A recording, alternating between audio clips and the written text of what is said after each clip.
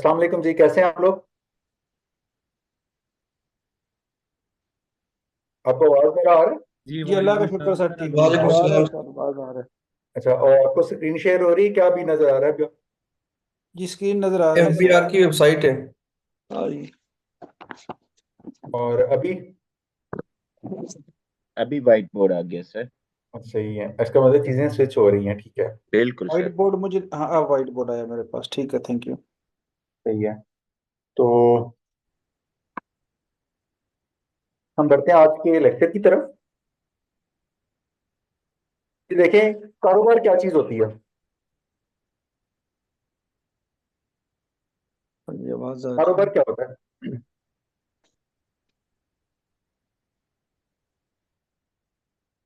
कारोबार क्या चीज होती है? सर कमोडिटीज की खरीदो फरोख्त। अच्छा, कमोडिटी की खरीदो फरोख्त। खरीदो फरोख्त। ठीक है। और कोई भी lawful activity to earn profit. हाँ, बिल्कुल ठीक है। कोई भी lawful lawful activity to earn activity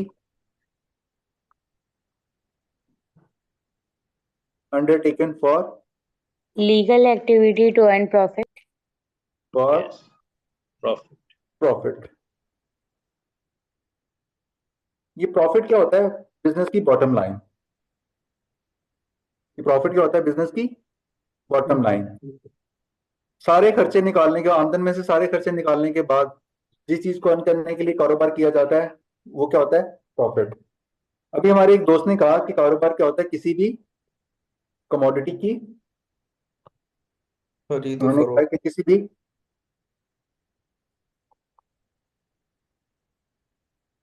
किसी भी कमोडिटी की खरीदो फरोख्त। किसी भी कमोडिटी की खरीदो फरोख्त। उन्होंने कहा कि कारोबार क्या होता है? किसी भी कमोडिटी की सेल एंड परचेज। परचेज।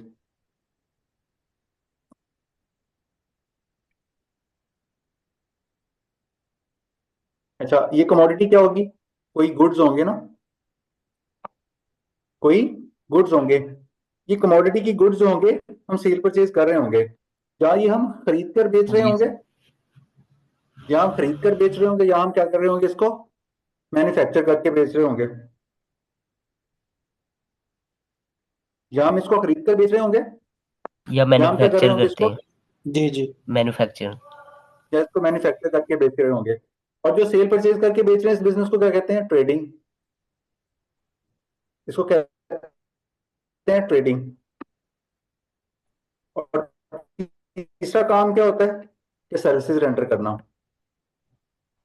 क्या रेंडर करना? सर्विसेज रेंडर करना। चलिए यहां से लिख देता हूं। किसी भी क्या? कमोडिटी की परचेज करना और फिर उसको सेल करना, या उस कमोडिटी को जिसको हम गुड्स कहते हैं, या उसको मैन्युफैक्चर कर रहे होंगे, फिर उसको सेल कर रहे होंगे। और तीसरा काम क्या कर रहे होंगे? हम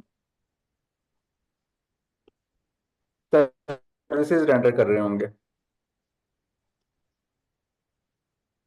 इन तीनों के अलावा इन तीनों के अलावा कोई चौथी फॉर्म ऑफ बिजनेस बताएं।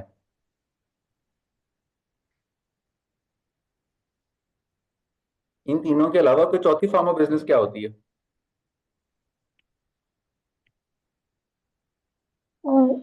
Entrepreneurship.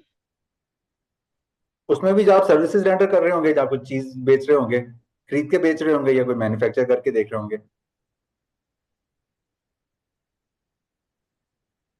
खिदमत भी फार्मिंग। बचती है सर इसके बाद। जी, फार्मिंग। माइनिंग कह सकते हैं आपके। Mining is another type of business. Farming farming not mining sir. Farming में भी तो चीजें उगा ही रहे होंगे ना, मैन्युफैक्चर कर रहे होंगे, बो रहे होंगे, उसकी चीजें बाद में चीजें बो रहे होंगे, उसके बाद बर्दाश्त कर रहे होंगे, मार्केट में सेल कर रहे होंगे। सर विश्व जी जी ब्रोकर भी तो फार्मिंग। कह सकते हैं, ब्रोकिंग कह सकते हैं, मिडिल मैन जो होता है। वो भी सर्विसेज ही रेंडर कर रहा होता है ना। एक एक दो पार्टी को आपस में, बायर और सेलर को आपस में ब्रोक कर रहा होता है बीच में। मिडलमैन। ये मीटिंग करवा रहा होता है।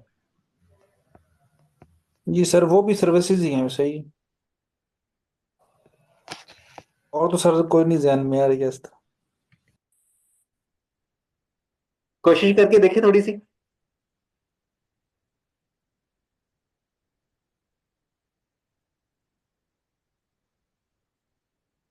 चले मैं आपको हरा देता हूं।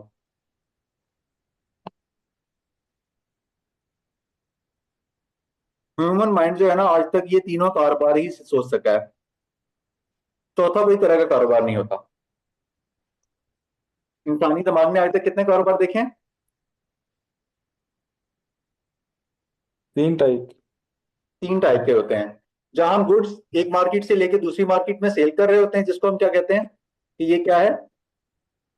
ट्रेडिंग। ट्रेडिंग के बिजनेस है। या दूसरी तरफ क्या कर रहे होते हैं? गुड्स को मैन्युफैक्चर करके बेच रहे होते हैं। और तीसरा सर्विसेज रेंडर कर रहे होते हैं। ये थी बिजनेस की क्लासिफिकेशन बाय इट्स नेचर।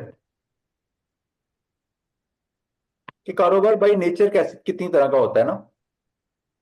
कारोबार बाय इट्स नेचर कितनी तरह का होता है। अच्छा, अब हम इसके दूसरे एंगल की तरफ बढ़ते हैं कि कारोबार की करने के कानूनी तरीके कौन से होते हैं। कारोबार करने के कानूनी तरीके कौन से होते हैं? कितनी तरह के कारोबार करने के तरीके होते हैं कानूनी तौर पे? 3. 3 तरह के कारोबार करने के तरीके होते हैं, बिल्कुल ठीक कहा। पहला तरीका होता है आप सोल प्रोप्राइटरशिप के तौर पे काम कर सकते हैं। दूसरा काम कर सकते हैं कि आप पार्टनरशिप बना के काम कर सकते हैं। तीसरा काम आप कंपनी बना के काम कर सकते हैं। ये कानूनी तौर पे काम करने के क्या है? Legal forms. ये कानूनी तौर पे काम करने के कौन से तरीके हैं? Legal structures. कि जो हमारा कारोबार है, इसके लीगली कौन से फॉर्म्स ऑफ स्ट्रक्चर हैं कारोबार के? पहला सोल प्रोप्राइटरशिप, दूसरा पार्टनरशिप, और तीसरा कंपनी बना के काम कर सकते हैं। आज जो हमने पढ़ना है वो देखना है कि सोल प्रोप्राइटरशिप कैसे बनती है। ये सर सोल इसमें प्रोप्राइटरशिप कोऑपरेटिव जो भी होती है। आएगी। जी। कोऑपरेटिव भी एक और टाइप है बिजनेस में जिसमें लोग म्यूचुअल बेनिफिट के लिए काम करते हैं। कोऑपरेटिव। जी जी। जो कारपोरेट कि बात देखिए क्या वो है? कोऑपरेटिव सोसाइटीज जिस तरह बन जाती हैं। देखें, कोऑपरेटिव सोसाइटी जो होती है वो उनके मेंबर्स के लिए होती हैं। उन्होंने कोई प्रॉफिट बना के आपस में डिस्ट्रीब्यूट नहीं करना होता। जिस पर्पस के लिए कोऑपरेटिव सोसाइटी बनी होती है उसी के लिए बनना होता है। वो फॉर प्रॉफिट नहीं होता, for the benefit of its members ही होता है। मेंबर्स होते हैं, सही है, ठीक। जी। ये काम हम किस लिए कह रहे हैं? प्रॉफिट के परस्पेक्टिव से। प्रॉफिट के परस्पेक्टिव से कारोबार कितनी तरह का होता है? 3 तरह का। हमने आज कौन सा एरिया देखना है कि ये जो सोल प्रोप्राइटरशिप है ये कैसे होती है। सोल प्रोप्राइटरशिप, इसमें एक आदमी कर रहा होता है, एक ही आदमी होता है, उसी की जेब होती है, उसी का दिमाग होता है, उसी का प्रॉफिट होता है, उसने किसी को इसको शेयर नहीं करना होता। उसकी अनलिमिटेड लायबिलिटी होती है। मतलब ये कि अगर उसके बिजनेस एसेट्स उसके कारोबारी लायबिलिटी से कम पड़ जाए,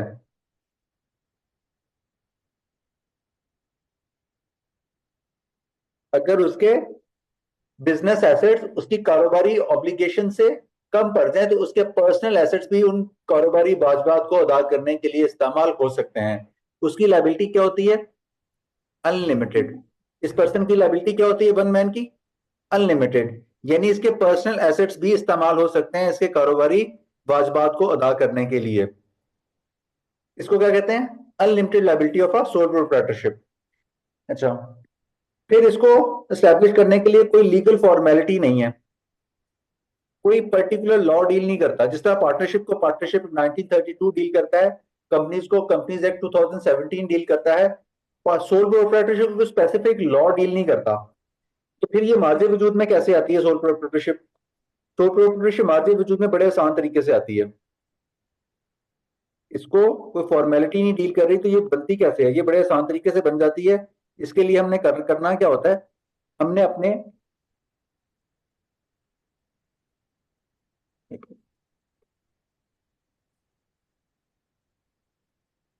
हमने सोल प्रोप्राइटर को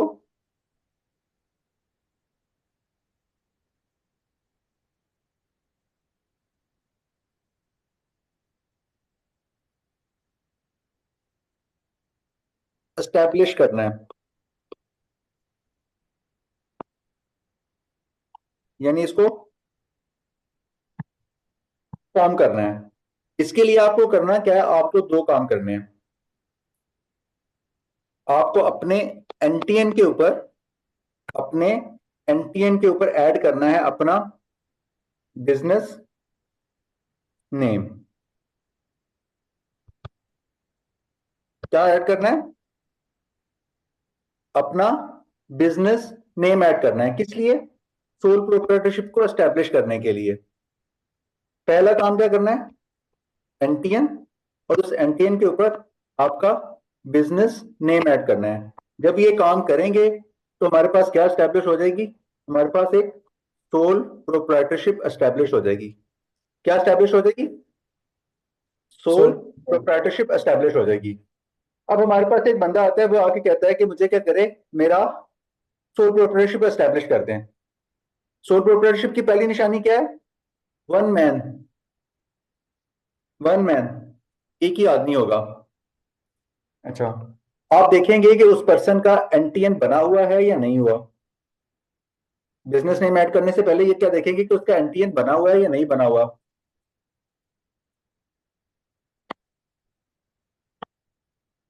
उसका एनटीएन रजिस्टर्ड है या नहीं है। अच्छा, ये आप चेक करने के लिए कहां जाएंगे? ये आप चेक करने के लिए जाएंगे एफबीआर के पोर्टल के ऊपर।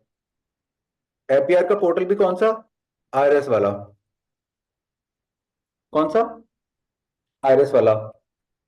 irs.fbr.gov.pk। आईआरएस स्टैंड करता है इनलैंड रेवेन्यू इंफॉर्मेशन सिस्टम।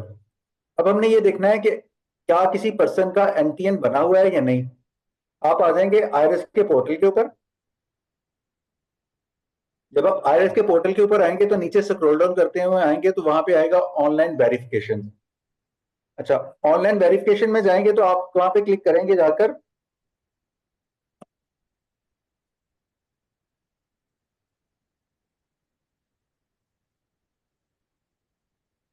यहां पे टैक्स पेयर प्रोफाइल इंक्वायरी में, किसमें? टैक्स पेयर प्रोफाइल इंक्वायरी में। जब आप टैक्स पेयर प्रोफाइल इंक्वायरी में क्लिक करेंगे तो आपको इस तरह का टैक्स पेयर प्रोफाइल इंक्वायरी का टैब नजर आएगा। यहां आप अपना पैरामीटर देंगे कि मैंने सीएनआईसी के थ्रू उसका चेक करेंगे कि क्या उसका एनटीएन बना हुआ है या नहीं बना हुआ। आप सबसे पहले उसका क्या करेंगे, देखेंगे कि उसका एनटीएन बना हुआ है या नहीं बना हुआ। आप उसका सीएनआईसी नंबर यहां पे एंटर करेंगे और साथ ये कैप्चा एंटर करेंगे और देखेंगे कि इसका एनटीएन बना हुआ है या नहीं बना हुआ। जब आप इसको वेरीफाई करेंगे तो आपको क्या लिखा हुआ है? No record no record no record no found. इसका मतलब कि इस पर्सन का एनटीएन जो है वो नहीं सर बना आवाज कट रही हुआ। है थोड़ी सी। इसका क्या मतलब है? इस पर्सन का एनटीएन, सबके साथ मसला आ रहे हैं एक जी आपकी सर आ आवाज रहा है, कट रही है। बस आवाज ब्रेक हो रही है आपकी। सर मसला आवाज आ ब्रेक रहा है। सर आवाज ब्रेक हो रही है। Okay okay okay, calm down. Hasan भाई आप कनेक्शन चेंज कर सकते हैं? सबके साथ मसला आ रहा है सर, आवाज आपकी बहुत कट रही है। ओके, जस्ट काम डाउन, अभी कर लेते सर सब हमारे साथ इधर भी मसला आ रहा था। जी मोहम्मद ताहिर साहब वेट करें, अभी कनेक्शन। डिस्टॉर्शन आ अच्छा, अब आप ये देखें कि अब आपके पास अब ठीक है। सर जी मेरे बेहतर है, पास कंटिन्यू करें। जी सर जी अब सर, अब बेहतर है। ठीक है। बेहतर है सर। अच्छा, अब आप देखें कि अब आपने ये इसको एनटीएन के ऊपर चेक किया तो आपको लिखा कि नो रिकॉर्ड फाउंड। क्या लिखा हुआ है? No no record. Record found. इसका मतलब कि इस पर्सन का एनटीएन नहीं बना हुआ। जी इस पर्सन का एनटीएन नहीं बना हुआ। अब मैंने क्या करना है, इस पर्सन का एनटीएन बनाना है। इस पर्सन का एनटीएन बनाना है। एनटीएन बनाने के लिए मैं कहां जाऊंगा? मैं ऊपर वाले टैब में आ जाऊंगा। जब मैं ऊपर वाले टैब में आऊंगा तो यहां पे क्या लिखा हुआ है? New registration. कौन सा टैब है? New registration. मैं इस न्यू रजिस्ट्रेशन के ऊपर क्लिक करूंगा, किसके लिए? एनटीएन फॉर्म करने के लिए। मैं इसके ऊपर क्लिक कर रहा हूं, ये देखें, ये आपको एफबीआर वाली वेबसाइट पे ले जाएगा। जब आप ये एफबीआर वाली वेबसाइट पे ले जाएगा तो आपने यहां पे अपनी बेसिक इंफॉर्मेशन एंटर करनी है। जो भी आपका सीएनआईसी नंबर होगा आपने वो एंटर कर देना है। फिर आपने प्रीफिक्स एंटर करना है, मिस्टर या मिसेस जो भी है।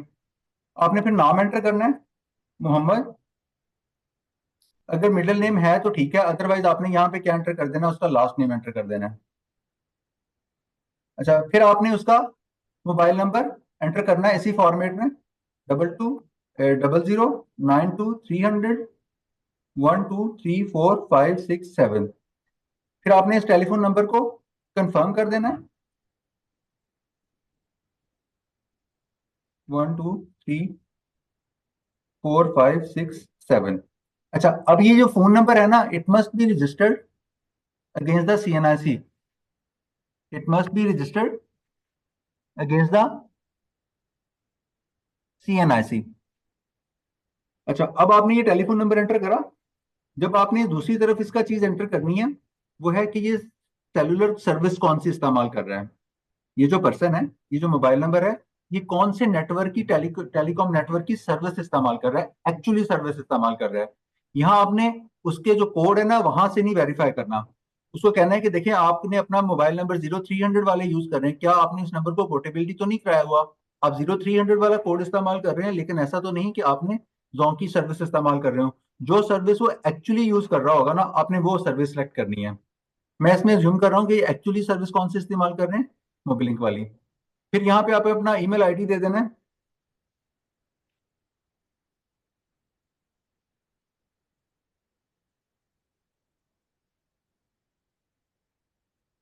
फिर इसी ईमेल आईडी को कंफर्म कर देना है।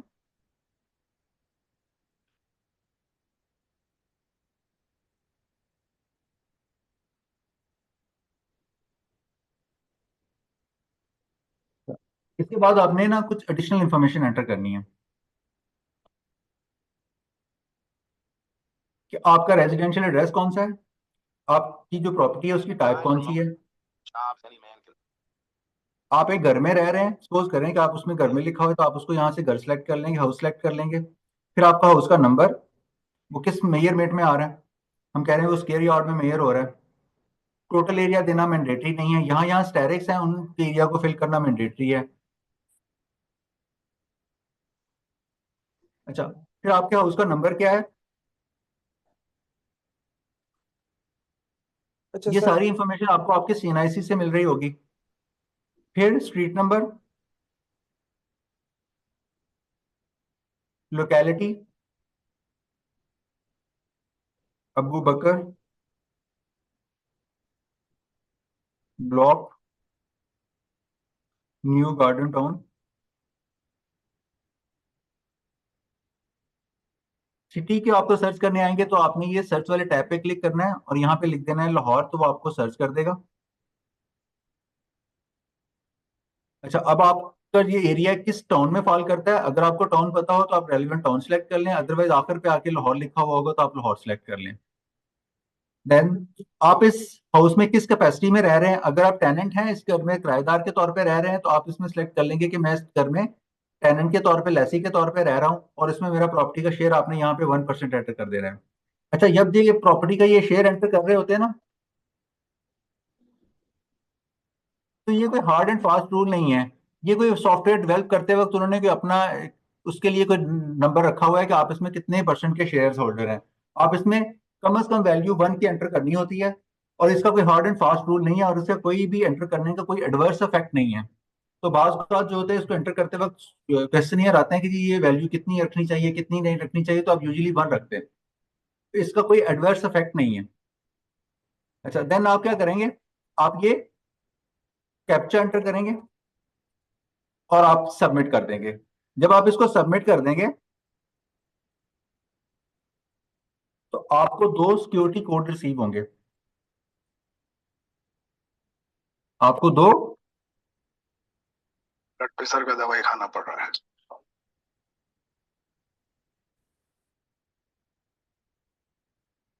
आपको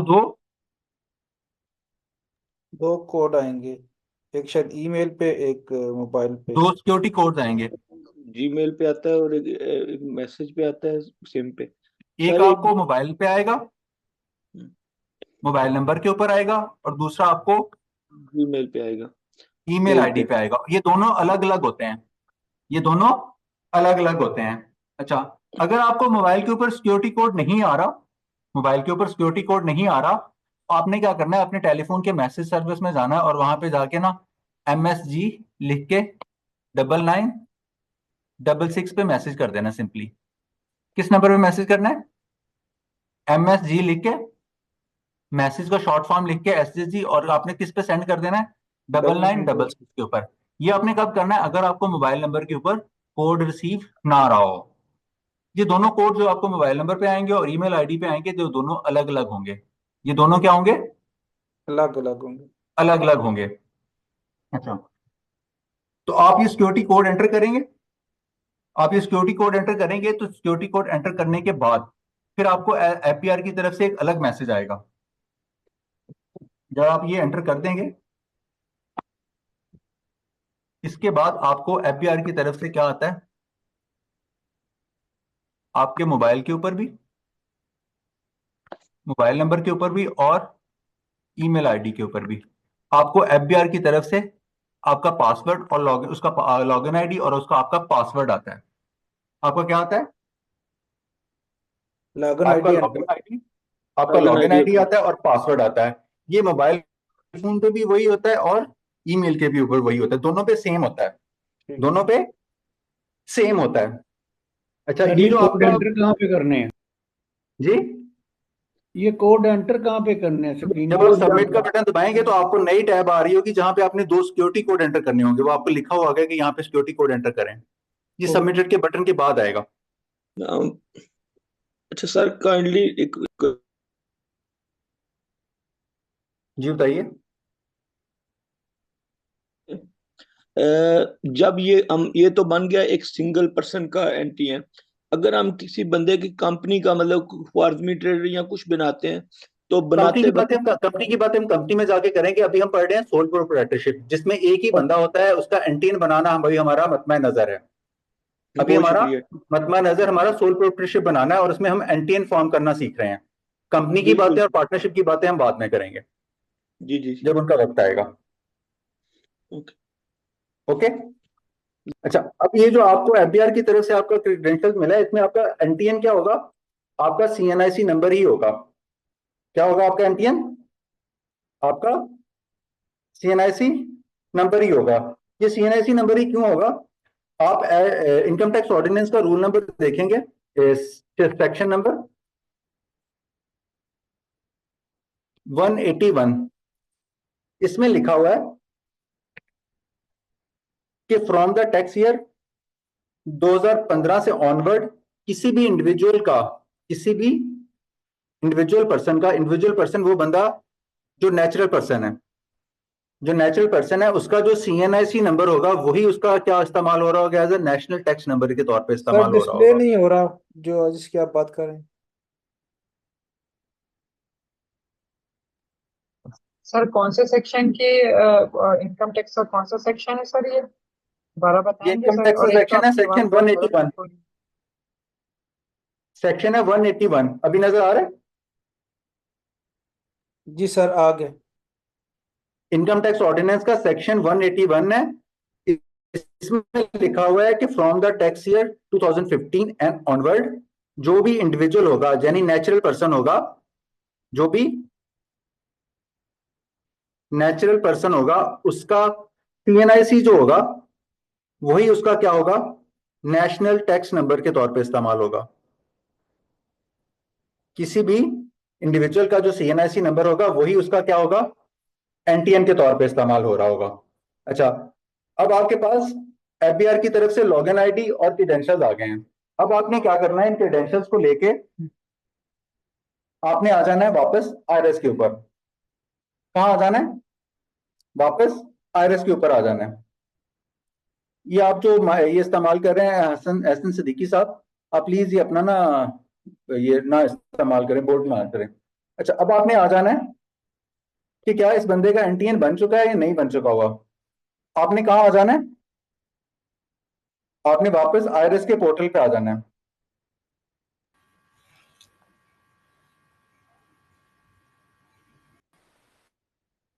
जब आप आईआरएस के पोर्टल पे आएंगे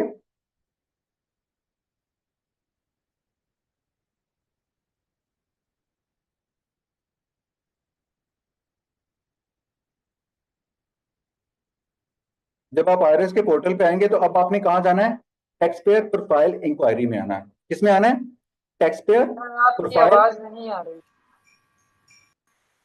आवाज क्लियर है आवाज मैडम, नहीं- आपकी तरफ सिग्नल का इशू है, आवाज क्लियर है। अच्छा, अब आपने देखना है कि क्या जिस बंदे का मैंने एनटीएन बनाया है क्या इसका एनटीएन बन चुका है या नहीं। आपने कहाँ आ जाना है, आईआरएस के पोर्टल के ऊपर आ जाना है और कहाँ आ जाना है, ऑनलाइन वेरिफिकेशन में आ जाना है। जब आप ऑनलाइन वेरिफिकेशन में आएंगे तो आपने टैक्स पेयर प्रोफाइल इंक्वायरी में आ जाना है। आप टैक्स पेयर प्रोफाइल इंक्वायरी के ऊपर क्लिक करेंगे और वहां पे लिखेंगे सीएनआईसी नंबर, और सीएनआईसी नंबर आप जैसे ही एंटर करेंगे उसके बाद आपने इसमें कैप्चा एंटर करना है। जब आप उसको कैप्चा एंटर करेंगे तो आप वेरीफाई के बटन के ऊपर क्लिक करेंगे तो ये राइट साइड पे आपको बता देगा कि ये पर्सन, आप ये प्रिंटर के साइन के बटन के ऊपर क्लिक करेंगे और ये इस तरह का आपके पास शो हो रहा होगा। आप इसको अपनी रिक्वायर्ड जगह पे सेव कर लेंगे, आप इसको अपनी रिक्वायर्ड जगह पे सेव कर लेंगे और बाद में इसको क्या करेंगे, अपने पीडीएफ में ओपन करेंगे। जब आप इसको अपने पीडीएफ में ओपन करेंगे तो आपको इस फॉर्मेट में आपका एनटीएन की टैक्स पेयर की प्रोफाइल नजर आ रही होगी, जिसमें सबसे ऊपर लिखा हुआ होगा आपका ये रजिस्ट्रेशन नंबर लिखा हुआ होगा जो कि आपका सीएनआईसी नंबर होगा। फिर आपका रेफरेंस नंबर लिखा होगा, ये उनका इंटरनल नंबर होता है पोर्टल का। फिर लिखा हुआ होगा कि आप सेल टैक्स में रजिस्टर्ड हैं या नहीं है। फिर आपका नेम आ रहा होगा, फिर आपकी कैटेगरी आ रही होगी कि पाकिस्तानी है। फिर ये आपका रजिस्ट्रेशन नंबर आ रहा होगा जो कि आपका सीएनआईसी नंबर होगा। फिर जो आपने ईमेल दी होगी वो अपीयर हो रही होगी। फिर आपका सेल नंबर अपीयर हो रहा होगा, जो आपने एड्रेस लिखा होगा वो अपीयर हो रहा होगा। फिर लिखा जाएगा कि ये आप सेल टैक्स में कब रजिस्टर, सेल टैक्स में कह रहा हूँ सॉरी, आप इनकम टैक्स में कब रजिस्टर हुए हैं। ये आपकी रजिस्ट्रेशन डेट आ रही होगी, जैसे 20 मई 2022 है। फिर आपका कंसर्न टैक्स ऑफिस कौन सा है वो लिखा हुआ जा रहा होगा कि आपका कंसर्न टैक्स ऑफिस कौन सा है। अच्छा, उसके बाद लिखा हुआ होगा कि आपका रजिस्ट्रेशन का स्टेटस क्या है। क्या लिखा हुआ आ रहा होगा, रजिस्ट्रेशन का स्टेटस क्या है। इसमें लिखा होगा कि आप इनकम टैक्स में क्या है, रजिस्ट्रेशन है, और आपकी इनकम टैक्स में रजिस्ट्रेशन क्या है, एक्टिव है। आपकी इनकम टैक्स में रजिस्ट्रेशन क्या है, एक्टिव है। इस रजिस्ट्रेशन के स्टेटस से आपने ये नहीं मीनिंग इन्फर कर लेने कि आप सेल टैक्स इनकम टैक्स की एटीएल लिस्ट में भी है। यह आपको ये नहीं बताता यहाँ इनकम टैक्स का एक्टिव का स्टेटस क्या आप एटीएल में भी एक्टिव हैं या नहीं है। यहाँ पे आपको सिर्फ और सिर्फ इनकम टैक्स का एक्टिव का स्टेटस ये शो कर रहा है कि आपकी रजिस्ट्रेशन जो है ना एफबीआर के पास, आपकी सिर्फ और सिर्फ कौन सी चीज, रजिस्ट्रेशन सिर्फ हो रही। रजिस्ट्रेशन जो है ना वो आपकी एक्टिव है बस। ये आपको ये नहीं बता रहा कि आप एटीएल में भी एक्टिव हैं या नहीं है। आपने इसको मिसरीड नहीं करना है इस पर्सपेक्टिव से। टैक्स पेयर प्रोफाइल इंक्वायरी में जो आपका रजिस्ट्रेशन का स्टेटस होता है ये आपको ये नहीं बता रहा होता कि आप एटीएल लिस्ट में भी एक्टिव हैं या नहीं है। ये आपको सिर्फ आपके रजिस्ट्रेशन स्टेटस के मुताबिक बता रहा होता है कि आपकी रजिस्ट्रेशन इनकम टैक्स में एक्टिव है या नहीं है। इस तरह आपको पता चल जाएगा कि आपका एनटीएन जो है वो बन चुका हुआ है या नहीं बन चुका हुआ। कैसे बनाया आपने एटीएन, आपने पहले चेक किया, चेक करने के बाद आपको पता लगा कि इसका एनटीएन नहीं बना हुआ। आपने जब टैक्स पेयर प्रोफाइल इंक्वायरी में आया तो वहां पे आपको क्या शो हुआ, नो रिकॉर्ड फाउंड। अब नो रिकॉर्ड फाउंड के नतीजे में आपने इसका एनटीएन कैसे बनाना है, आपने चले जाना है न्यू रजिस्ट्रेशन वाले टैब के ऊपर। किस टैब के ऊपर, न्यू रजिस्ट्रेशन वाले टैब के ऊपर। और यहाँ पे जाके इसकी रजिस्ट्रेशन करेंगे, आपका एनटीएन क्या हो जाएगा, न्यू एनटीएन फॉर्म हो जाएगा, न्यू एनटीएन फॉर्म हो जाएगा। अच्छा, एक बात, दूसरी बात ये कि जब आप टैक्स पेयर प्रोफाइल इंक्वायरी में जाएंगे ना, टैक्स पेयर प्रोफाइल इंक्वायरी में जाएंगे तो बाज़ औक़ात आपको एक डिफरेंट स्टेटस भी मिलेगा। किसमें जाएंगे, टैक्स पेयर प्रोफाइल इंक्वायरी में जाएंगे, आपको क्या मिलेगा, एक इस तरह का स्टेटस भी मिलेगा जिसमें आपको नजर आ रहा होगा कि इस पर्सन की क्या है, इस पर्सन की ईमेल आईडी और हमारे पास सेल नंबर नहीं अपीयर हो रहा। इस पर्सन का इस पर्सन का सीएनआईसी नंबर अपीयर हो रहा है, सेल टैक्स में ये रजिस्टर्ड नहीं है, इसका नाम अपीयर हो रहा है, इसकी कैटेगरी अपीयर हो रही है, इसका सीएनआईसी नंबर अपीयर हो रहा है, लेकिन इसका ईमेल आईडी और सेल नंबर के आगे क्या लिखा हुआ है, स्टैरिक स्टैरिक है। इसका मतलब कि एफबीआर के पास इस बंदे का एनटीएन तो बना हुआ है, लेकिन ये बंदा आईआरएस पे एनरोल्ड नहीं है। इससे क्या मुराद होगी, अगर आपको टैक्स पेयर प्रोफाइल इंक्वायरी में सर्च के नतीजे में ये 2 लाइन आइटम स्टैरिक के साथ मिले, इसका क्या मतलब होगा कि आप सेल टैक्स में आप क्या है, आईआरएस में इन्वॉल्व नहीं है, रजिस्टर्ड नहीं है। ये सर कैसे हो जाता है, ये चीज कैसे हो जाती है? बताता हूँ। इसका मतलब कि आपका एनटीएन तो बन चुका हुआ है, आपका एनटीएन तो बन चुका हुआ है, लेकिन आप आईआरएस के ऊपर क्या है, एनरोल्ड नहीं है। आप आईआरएस के ऊपर क्या है, एनरोल्ड नहीं है।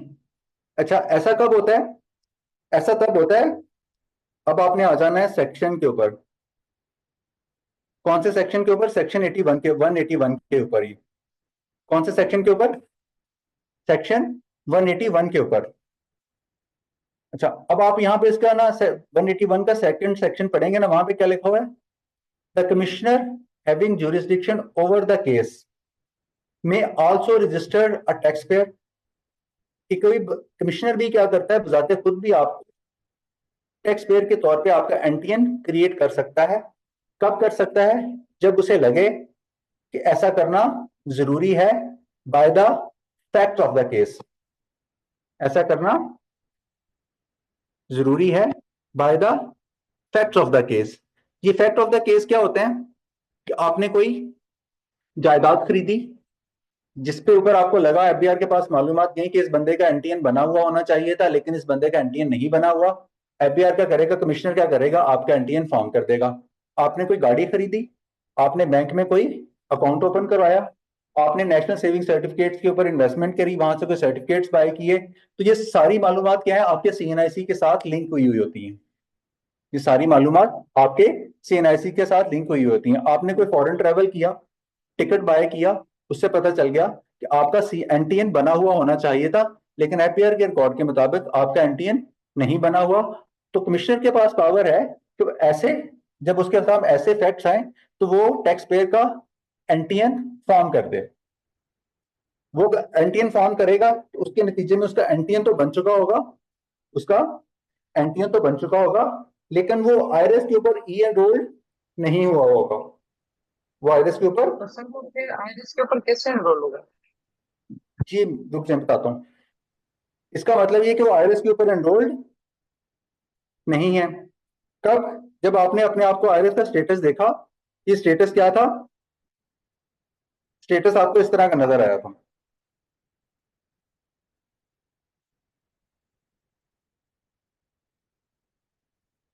आपका एनटीएन क्या हो चुका है, बन चुका हुआ है, लेकिन आप एफबीआर के पोर्टल के ऊपर क्या है, एनरोल्ड नहीं है। अब आपने इस सूरत में क्या करना है, अब आपने वापस जाना है आईआरएस पोर्टल के ऊपर, आईआरएस पोर्टल के ऊपर जाना है, और आईआरएस पोर्टल के ऊपर जाने के बाद आपने न्यू रजिस्ट्रेशन के टैब पे नहीं क्लिक करना, बल्कि किस टैब के ऊपर क्लिक करना है, अब आपने ई एनरोल के टैब के ऊपर क्लिक करना है। कौन से टैब के ऊपर क्लिक करना है, एक्सक्यूज मी सर, ई एनरोल के ऊपर क्लिक करना है। जी रुक जाए, एक्सक्यूज मी। अच्छा जब जी रुक जाए ना, अभी बता रहा हूँ। अब आपने ई एनरोल के ऊपर क्लिक करना है, इसलिए अपने आप को आईआरएस में एनरोल करने के लिए। अब आप ई एनरोल के ऊपर क्लिक करेंगे तो देखें आपकी मालूमात कौन सी मिसिंग थी, यहाँ पे आपका ईमेल मिसिंग था और आपका सेल नंबर मिसिंग था। तो वो अब आपसे क्या मांगेगा, ये 2 चीजें ही मांगेगा, आपका सीएनआईसी नंबर, आपने पहले की तरह अपना सीएनआईसी नंबर ले देना, और फिर आपका नाम वो वहां से उठा लेगा। नाम उठाने के बाद आपने अपना सेल नंबर एंटर करना है।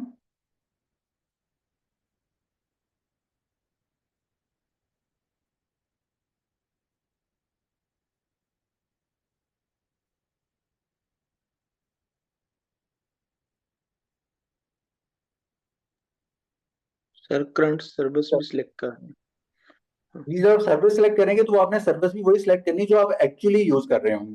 फिर आपने अपना ईमेल आईडी एड्रेस दे देना है और अपना ईमेल आईडी एड्रेस को कंफर्म कर देना है।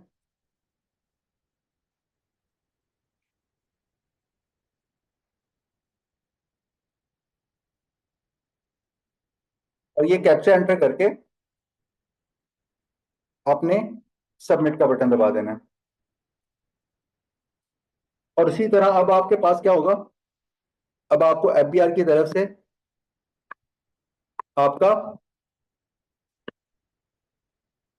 लॉगिन आईडी जो कि आपका सीएनआईसी नंबर ही होगा और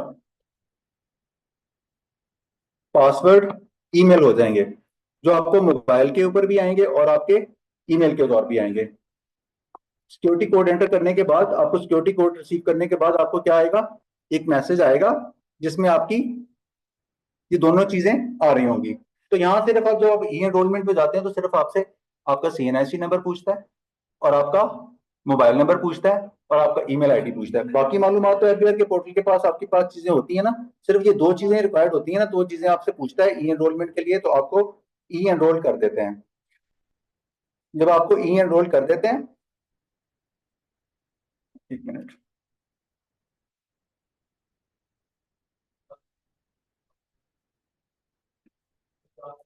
जब आपको ई एनरोल कर देते हैं तो आप दोबारा क्या करेंगे, आप अपना ये देखेंगे कि आपका ये चीजें सही एंटर हो चुकी हुई हैं या नहीं। अब वापस आ जाएंगे आईआरएस के ऊपर और आईआरएस में आप कहाँ आ जाएंगे, आप आ जाएंगे ऑनलाइन वेरिफिकेशन में। जब आप ऑनलाइन वेरिफिकेशन में आएंगे तो टैक्स पेयर प्रोफाइल इंक्वायरी में जाएंगे और यहाँ पे लिखेंगे सीएनआईसी नंबर और उसका सीएनआईसी नंबर देखिए मैं वही वाला एंटर कर रहा हूँ 806438। अब ये देखें, अब ये उन्हीं का वही नाम है। ये देखें अब इनका सीएनआईसी नंबर के सामने क्या आ रहा है, इनका ईमेल आईडी भी आ रहा है और इनका मोबाइल नंबर भी आ रहा है।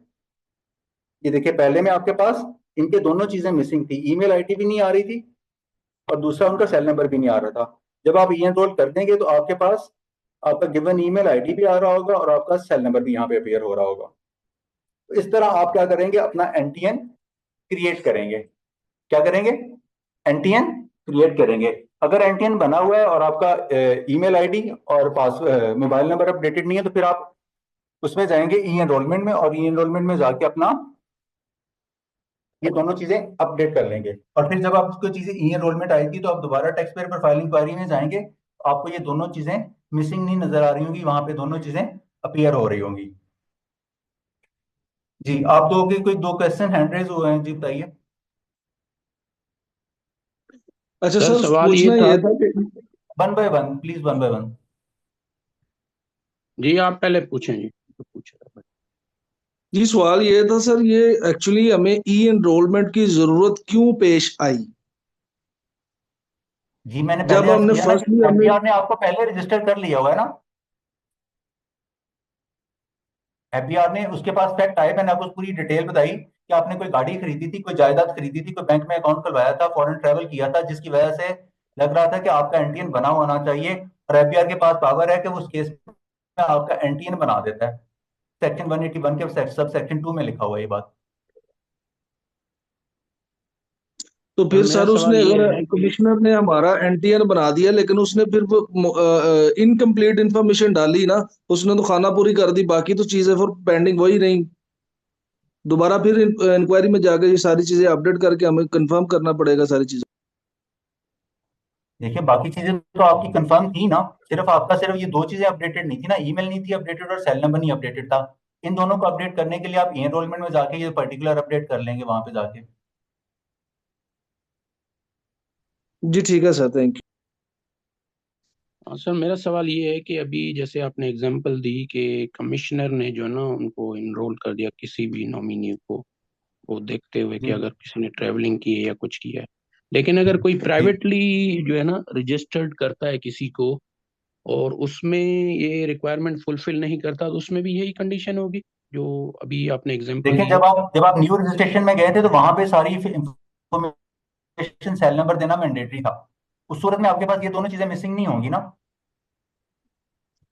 नहीं, कभी उसमें ऐसे अगर आपके सिनेरियो पास होता अगर है आप कि ऐसे होता है कि जो कुछ लोग ऐसे होते हैं जो पहले रेजिडेंट होते हैं और फिर नॉन रेजिडेंट हो जाते हैं, तो उनकी सिम्स वगैरह वो रेंज में नहीं होती, तो उस कंडीशन में कैसे रजिस्टर्ड हो सकता है वो बंदा? आपने एनटीएन बनाना है ना उसका सिर्फ। जी जी बिल्कुल, रजिस्टर्ड करना है एनटीएन बनाने के लिए। हाँ तो आपके पास ये मालूमात होंगी कि आपके पास सीएनआईसी नंबर होगा, और सीएनआईसी के अगेंस्ट आपके पास मोबाइल नंबर रजिस्टर्ड होगा, मोबाइल नंबर के बाद आपके पास ईमेल आईडी होगा, जहां से आप पर्टिकुलर एंटर करेंगे तो आप रजिस्टर्ड हो जाएंगे। नहीं नहीं, मैं ये कहना चाह रहा हूँ मोबाइल जो है ना अभी उनका रेंज में नहीं है, वो अब्रॉड चला गया, तो अभी अच्छा, और सिनेरियो क्या हो सकता है आपका कि नाम क्या है क्योंकि पहले तो कोड तो मुझे, उसको। आप एक पहले मिनट। ब्रदर मुझे ये बताइएगा आपका नाम क्या है। Let me tell. मेरा नाम मोहम्मद हाशिम है, मोहम्मद हाशिम हाशिम अख्तर। साहब, आप एक तो ये करें अपने आप को, चलिए मैं रीनेम कर देता हूँ, हमें पता चले कि हम मुखातिब किससे हैं, ठीक है। तो जी हाशिम जी साहब अपने नाम से जो है मीटिंग ज्वाइन किया करें, ये आपके पास ऑप्शन होता है, आप अपने आप को रीनेम कर सकते हैं, ठीक है। सेकेंडली, जो ठीक आप है ठीक। सवाल पूछ रहे हैं उस पे मैं आपको बता दूं, एक आपके पास ऑप्शन होता है इन केस अगर हम्म। आपके पास क्लाइंट का मोबाइल नंबर या कस्टमर का मोबाइल नंबर नहीं है, तो कोई आप ऐसा मोबाइल नंबर यूज कर सकते हैं जो ऑलरेडी एफपीआर के सिस्टम में ना हो। सब्जेक्ट टू के बाद में आप उसको उस बंदे के मोबाइल नंबर से बाद में जो है वो अपडेट कर दें, प्रोफाइल में जाके ये अपडेट हो जाता है, ठीक है। नहीं, सही। आमिर ये और बात कर रहे हैं, आमिर ये और बात कर रहे हैं, मुझसे let me address it. Aamir ये और बात कर रहे हैं, लेट मी एड्रेस इट।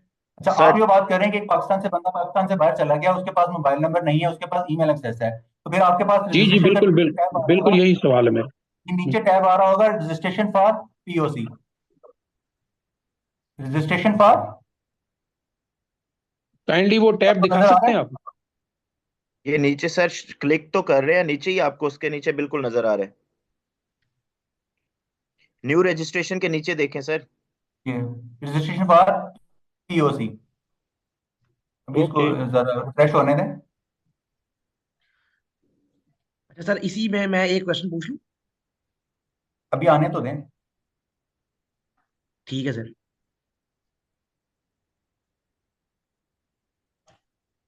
देखिए, आप इत्मीनान रखें, आपके सारे क्वेश्चन एड्रेस होंगे। जी ठीक है।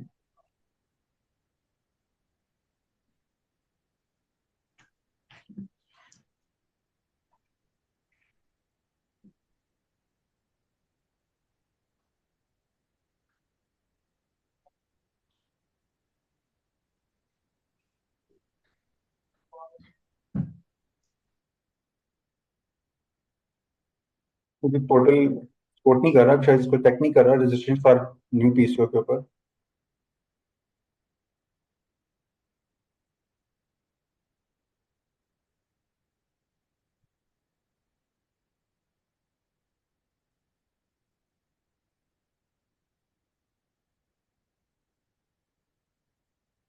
सॉरी, क्लिक कर लिया इसने। ये देखें, अब आपने उनके पास जो इन्फॉर्मेशन है, आपने पीओसी वाली इन्फॉर्मेशन अटैच करनी है ना यहाँ पे। अब यहाँ से आपसे मोबाइल नंबर वो नहीं मांगता, बहुत का सर्विस प्रोवाइडर मांगता है। यहाँ से वो आपसे सर्विस प्रोवाइडर आपको एंटर करने की इजाजत ही नहीं देता। आप आपसे वो क्या मांगेगा? इंटरनेशनल सेल नंबर मांगेगा ना आपसे। ओके। जी सर, जी बिल्कुल सही है। जी, अब किसी दूसरे का सवाल था इसके रिलेटेड। सर, अस्सलाम वालेकुम सर। वालेकुम सलाम। सर, दो क्वेश्चंस हैं। एक तो आप कह रहे थे कि जो कमिश्नर है वो समटाइम्स आपकी ट्रांजैक्शंस को देख के, आपकी सेल परचेज को या आपकी बैंक स्टेटमेंट बैंक ट्रांजैक्शंस को देख के ना जी वो आपको रजिस्टर कर देता है।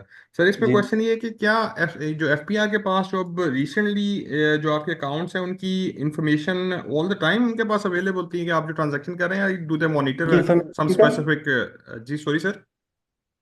आप एफबीआर के पास कह रहे थे, उनकी इन्फॉर्मेशन क्या? अब वहां पे सर वॉइस ड्रॉप बैंक हो गई था। सर बैंक अकाउंट्स जो हैं, कोई भी क्लाइंट है उसका बैंक अकाउंट है, या कोई भी इंडिविजुअल है उसका जो बैंक अकाउंट वो ऑपरेट कर रहा है, क्या उसकी सारी इन्फॉर्मेशन एफपीआर के पास है जी कि बिल्कुल, आप एफबीआर के उसको? पास सारी इन्फॉर्मेशन होती है। ओके, मतलब सर वो कोई लिमिट है उनकी कि इससे बड़ी ट्रांजैक्शंस को वो देखते हैं, या मतलब वो सारी आपकी जो ट्रांजैक्शंस हैं वो उनके पोर्टल के अंदर से ही होकर गुजरी होती हैं, उनके डेटाबेस के पास ही उनके सारी इन्फॉर्मेशन उनके पास होती है? देखिए एफबीआर के पास ना सारी इंफॉर्मेशन आती है। आप जो प्रॉपर्टी खरीदते हैं, प्रॉपर्टी के ऊपर जो टैक्स कट रहा होता है, वो सारी इंफॉर्मेशन आ रही होती है। वो सारी इंफॉर्मेशन एफबीआर के सिस्टम के साथ आहिस्ता आहिस्ता लिंक होती चली जा रही है। ओके। अच्छा, अब आप अपना यहाँ पे ना कोई भी मालूमात वाला पोर्टल देखेंगे ना, यहाँ पे जाके या आप इसमें लॉगिन करेंगे ना, तो आपको पता चलेगा। अब आप यहाँ पे कोई लॉगिन करेंगे, ये देखें, जब आप इस पे लॉगिन करेंगे तो आपके सीएनआईसी के अगेंस्ट आपने जितनी भी बैंक से विड्रॉल करी होंगी, क्रेडिट कार्ड की पेमेंट करी होंगी, कोई प्रॉपर्टी परचेज करी होंगी, आपके एजुकेशन के एक्सपेंसेस होंगे, बैंक पेमेंट, उसके ऊपर विदहोल्डिंग टैक्स, इंटरनेशनल ट्रैवल, आपकी सारी डिटेल आ रही होगी। आपकी यहाँ पे सारी डिटेल आ राइट रही होगी, सर, जिससे पता चल जाएगा कि आपका एनटीएन बना हुआ होना चाहिए या नहीं होना चाहिए। Right sir. अच्छा सर, एक और क्वेश्चन है। जिससे हम ये वीजा कार्ड्स यूज करते हैं डिफरेंट ट्रांजैक्शंस के लिए, जी तो सर ये भी तो फिर आप बैंक ट्रांजैक्शन ही कर रहे हैं ना, ये तो फिर स्ट्रेट अवे आपकी इन्फॉर्मेशन तो एफपीआर के पास जा रही है ना सारी। जी जा रही है। Right sir, right sir. ऐसा सारे सिनेरियो लक साहब जो आप सवाल कर रहे हैं जिनके ऊपर टैक्स की कोई विदहोल्डिंग होती है, तो वो देखिए टैक्स कहाँ पे जमा होगा, वो राइट सर, एफबीआर के पास ही जमा होगा ना, और वो डेफिनेटली आपके सीएनआईसी के अगेंस्ट जमा होगा। Right sir. ठीक है, सर तो क्योंकि वो इस अक्सर वजह से उनके कई दफा मैंने एक दो स्टेटमेंट्स देखी हैं, तो उनमें जो एक्टिव टैक्स पेयर नहीं थे तो उनको टैक्स देना पड़ता है ट्रांजैक्शंस पे, जी विड्रॉल पे भी बिल्कुल, और डिपॉजिट्स पे भी। वो क्योंकि सी आप देखिए एक सबसे पहले 181 का देखिए कॉन्सेप्ट सर ने अभी हम बताया, तो आपका सीएनआईसी देखिए ही हम आपका टैक्स की जो है बातों वो में और एनटीएन। आगे बढ़ जाएंगे। अभी हम सर मेरा एक क्वेश्चन है। जी बताइए। सर ये एक आपको क्लाइंट आता है, वो ये हम्म, कहता है कि मेरे पास 2 नंबर है या 3 नंबर है, आज के बाद ये ले नंबर और ये ले ईमेल के ऊपर मैं नहीं चाहता कि कोई भी नोटिफिकेशन आए दूसरे ईमेल दूसरे नंबर पे आए, तो हम उसको फिर कैसे सर चेंज करेंगे? दोस्त अभी बना तो लेने दे, अपडेट करना भी सिखा दूंगा। जी ठीक हो गया, इस सीक्वेंस में चलने देना, डिसिप्लिन के साथ चलेंगे। ठीक हो गया सर, ठीक हो सर गया, थैंक यू सर। एंटीन बना के टैक्स पेयर को टैक्स पे कर। एंटीना बना के क्या करना है? सर काइंडली ये क्वेश्चन आंसर एनटीए में सेशन एंड में रख लें तो बेहतर है सर। अब आपको इसलिए बना एंटीना रहे हैं बनाना ताकि आ गया। टैक्स पेयर से टैक्स ले सकें। ये मिस आप क्या कह रही थी? सर एनटीएन इसलिए बनाया जाता है ताकि टैक्स पेयर से टैक्स लिया जा सके, जी जब एंटीना जिस इसलिए पे बनाया टैक्स। जाता है कि आपका एक टैक्स नंबर होता है जिसकी आपकी ट्रांजैक्शन हो रही है, आपने इसके बाद में रिटर्न फाइल करने होते हैं ना, अपनी टैक्स लायबिलिटी डिस्चार्ज करनी होती है। तो सर मेरा ये सवाल था कि आपने जैसे बताया कि आपको आपके ईमेल पे और फोन पे आपकी इंफॉर्मेशन आ जाती है, आपकी यूजर आईडी और सारा। जी अब इन केस कि आपका जो नंबर है वो पाकिस्तान का नंबर नहीं है, बाहर का नंबर है, तो उस पे तो आती नहीं है, क्योंकि मुझे यही हुआ कि मेरा नंबर यहाँ का था, बाहर का था, तो उस पे मेरा नहीं आ रहा था, तो मुझे 1 साल वेट करना पड़ा। जब मैं नेक्स्ट छुट्टी गया तो फिर मेरा ये सारा काम हुआ। जी वहां पे तो सिग्नल ही उसका नहीं आ कोई रहे हल होंगे है? ना, आपके मोबाइल नंबर पोर्टेबिलिटी नहीं आ रही होगी ना। नहीं सर, मेरे यहाँ लोकली तो चलता है ना।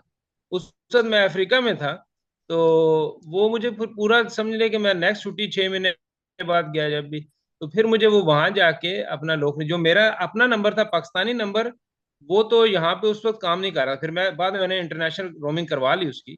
लेकिन क्या हाँ तो आप ये देखिए दूसरे आपको कोड यानी रिसीव अपने होने में, नाम? देखिए आपको, देखिए ऐसे मामला में आपको कोड रिसीव होने में मसला आता है ना बस। जी सर। तो जो आपका वैलिड तो नंबर होता है, आप जिस कैटेगरी में रजिस्ट्रेशन करा रहे हैं, आप रेलिवेंट वाला कोड मोबाइल नंबर एंटर कर देंगे तो आपको कोड रिसीव हो जाएगा। पर्पज आपकी वेरिफिकेशन नहीं, होता है ना, वो जैसे वेरिफिकेशन होगी आपको आगे प्रोसीड कर देगा सिस्टम। उसके लिए क्या मैनेज होगा कि पाकिस्तानी नंबर?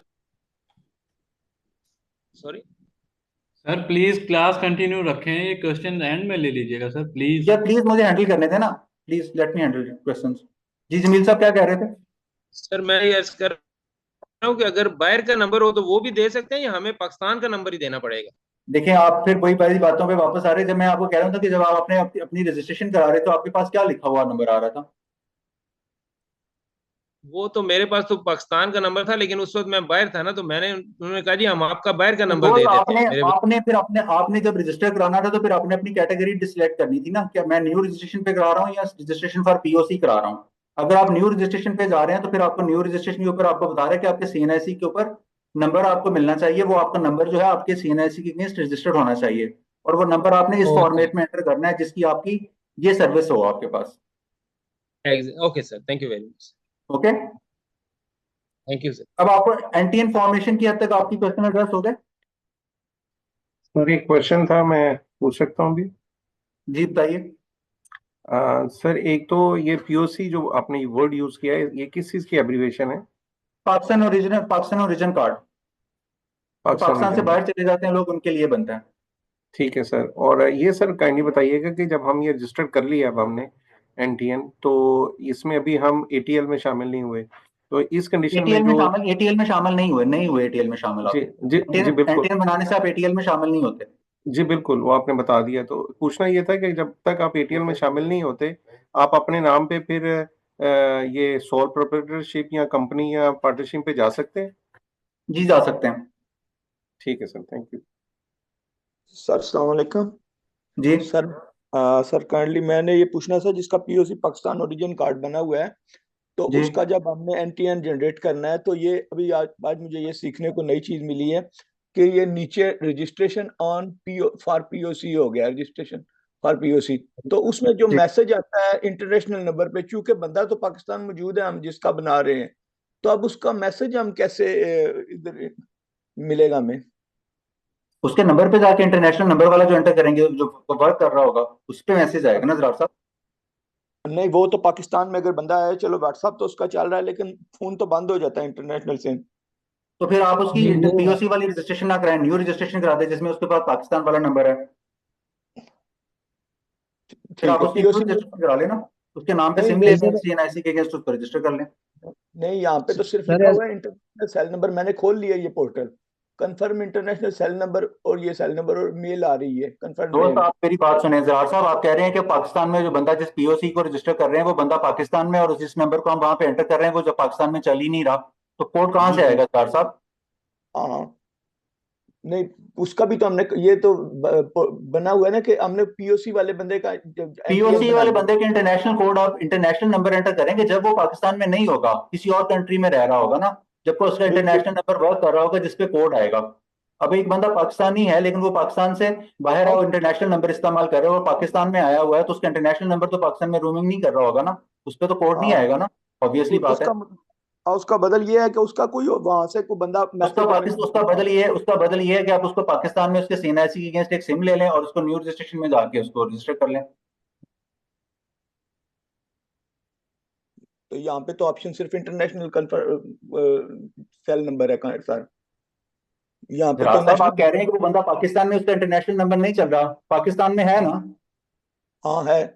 हाँ, तो उसका पाकिस्तान में उसके सीएनआईसी के ऊपर सिम ले लें और उसको न्यू रजिस्ट्रेशन में जाके रजिस्टर कर लें। ठीक है, लेकिन पीओसी वाले बनते नहीं है सर, मैंने बहुत ट्राई ये की लेकिन पहले। जरार साहब आप दो चीजों को आप कंफ्यूज कर रहे पीओसी हैं। वाला फॉर्म ही क्यों खोल रहे हैं जरार साहब? Sorry sorry to intervene. Zarar साहब आप पीओसी वाला फॉर्म ही क्यों खोल रहे हैं? जब बंदा पाकिस्तान में है तो आप पाकिस्तान की नंबर है, उसके लिए न्यू रजिस्ट्रेशन पे जाएं। भाई मैं शायद समझा नहीं सका आपको। मसला ये है कि मैं दूसरा एनटीएन तो बना लेता हूँ, लेकिन जो बंदे अब्राड से आए होते हैं, बाहर वाले, उनका भी तो एनटीएन बनाना होता है हमें। तो उसके तो लिए उन्हीं आप का न्यू तरीका बता रहा रजिस्ट्रेशन हूँ। कर लेना भाई। न्यू रजिस्ट्रेशन में उसका जब शिनाख्ती कार्ड हम देते हैं तो वो हमें नहीं करता, वो बना के देता है एनटीएन। सर वो बना के देगा। उसी सीएनआईसी के ऊपर पाकिस्तान में नंबर तो उस पे सीएनआईसी के ऊपर इशू हो जाएगा ना पाकिस्तान का। नंबर तो हो जाएगा इशू, तो बस उस पे कर ले। चले।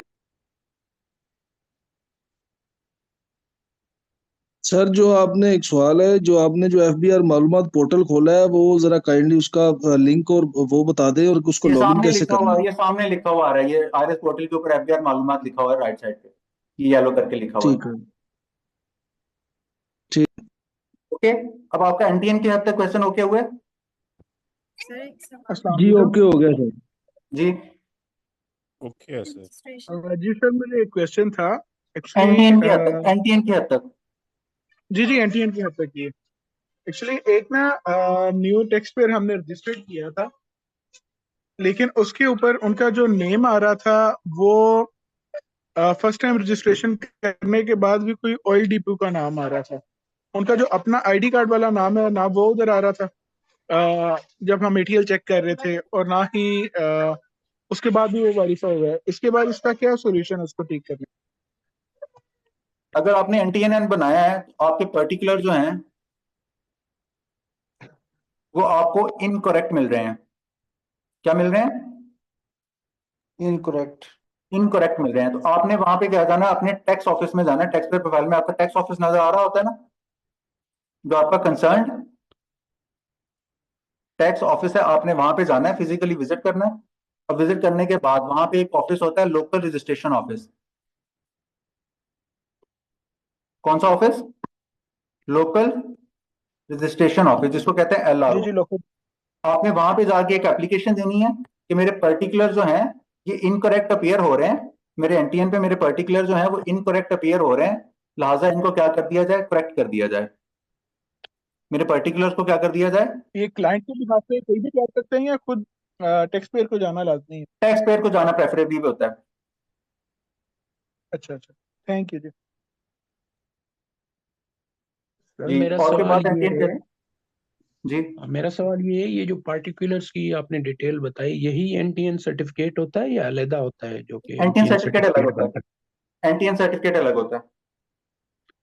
ठीक है। और ये जो मालूमात का आपने बताया सर, तो अगर ATL लिस्ट में नहीं है और उसका भी हम CNIC डालेंगे तो उसकी जो भी डिटेल होगी वो पर्टिकुलर शो होंगे, या जो ATL में लिस्टेड होगा उसी का सिर्फ होगा? इसका ATL से कोई ताल्लुक नहीं है अभी तक। आप मुझे नहीं पता ATL क्या होता है, अभी ATL की हद तक भूल जाएं आप। Okay, thank you. अभी हमने क्या पढ़ा? अभी तक सिर्फ NTN बनाना सीखा है, मैं नहीं जानता ATL क्या होता है अभी तक। Okay sir, thank you. Sir वो तो ATL सरचार्ज में जब चालान जनरेट करते हैं बंदे को एक्टिव करने के लिए तो वो होता है। जरा साहब आगे की बातें आगे चल के करेंगे, अभी मुझे NTN की हद तक बताएं। ओके, हाँ ये NTN की हद तक ओके है सर, बड़ी बस मेहरबानी। ठीक है। अब मैं दूसरे स्टेप की तरफ बढ़ रहा हूँ। अब हमने NTN बना लिया, अब NTN के ऊपर बनाने के लिए दूसरा काम क्या करना है?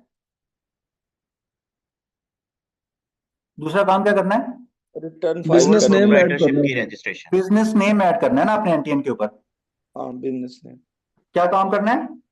बिजनेस नेम ऐड करना। बिजनेस नेम ऐड करना है। बिजनेस नेम ऐड करने के लिए आप क्या करेंगे? अपने RS पोर्टल के ऊपर आएंगे और जो आपको गिवन क्रीडेंशियल्स आए हुए होंगे, जो आपको गिवन क्रीडेंशियल्स आए हुए होंगे, आप क्या करेंगे? उनको एंटर करेंगे।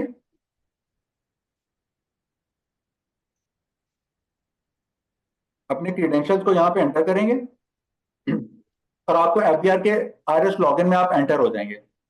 कहाँ एंटर हो जाएंगे? FBR के RS लॉगिन में आप एंटर हो गए। जब आप NTN के RS लॉगिन में एंटर हो, ये प्लीज ये अपना ना, ये देखिए लाइनें मत लगाएं कुछ सैमसंग SM नाम से जो आ रहे हैं, प्लीज ये लाइनें मत लगाएं। अब हम काम क्या करने वाले हैं? अपने NTN के ऊपर अपना बिजनेस नेम ऐड करने वाले हैं।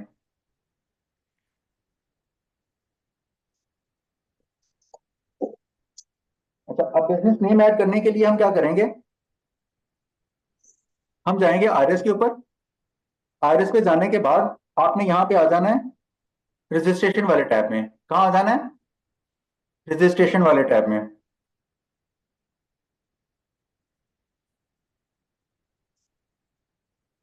और रजिस्ट्रेशन वाले टैब में जाके आपने इस लाइन आइटम के ऊपर क्लिक करना है। यहाँ फॉर्म्स में आ जाना है और फॉर्म्स के बाद आपने जाके यहाँ पे क्लिक करना है। कौन से वाले? 181 वाले फॉर्म के मॉडिफिकेशन वाले के ऊपर। जब आप इस वाले 181 के मॉडिफिकेशन वाले फॉर्म के ऊपर क्लिक करेंगे, आपको ये एक नई एरिया में ले जाएगा। आपने यहाँ लिख देना है टैक्स ईयर 2025।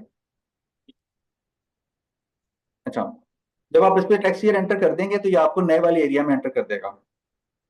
कहाँ एंटर कर देगा? यहाँ आपके पास एक फॉर्म खुल जाएगा 181 की मॉडिफिकेशन वाला। ये भी आपके सामने कौन सा फॉर्म खुला हुआ है?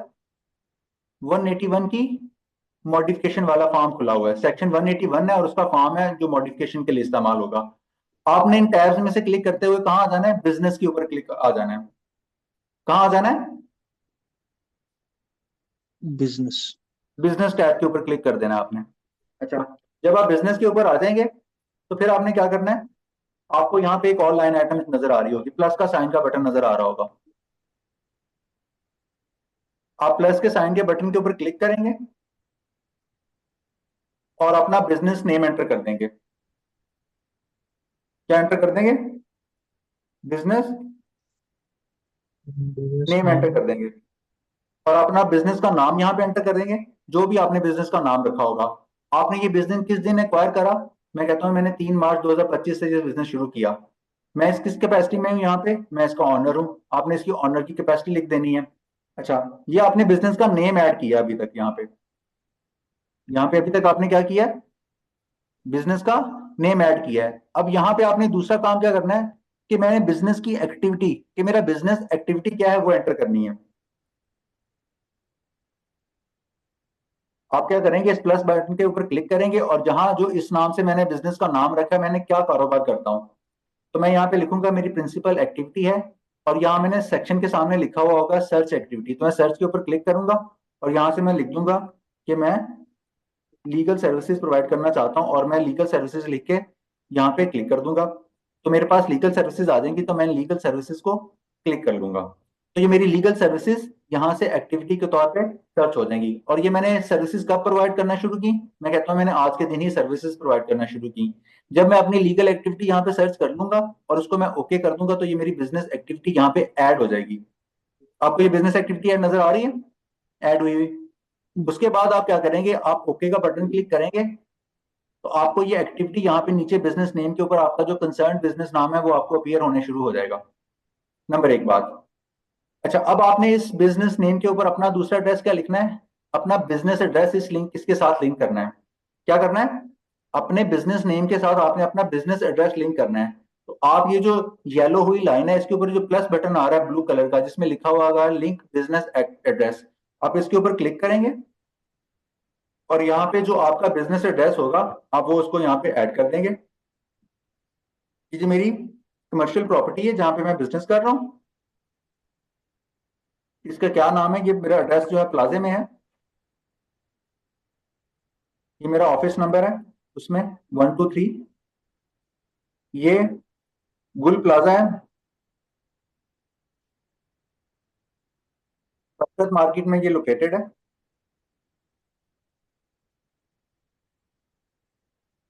सिविक सेंटर में।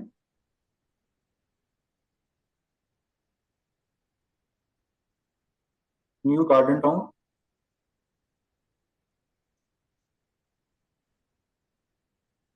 और ये किस सिटी में है? यहाँ पे अपना सिटी सेलेक्ट करेंगे, लाहौर लिखेंगे और उसको सर्च कर देंगे तो लाहौर आपको सर्च करके दे देगा। जिस टाउन में आप लोकेटेड होंगे आपने वो रेलिवेंट टाउन सेलेक्ट कर लेना है, अदरवाइज आपने सिंपल लाहौर सेलेक्ट कर लेना है। अब आपने अपना क्या कर लिया?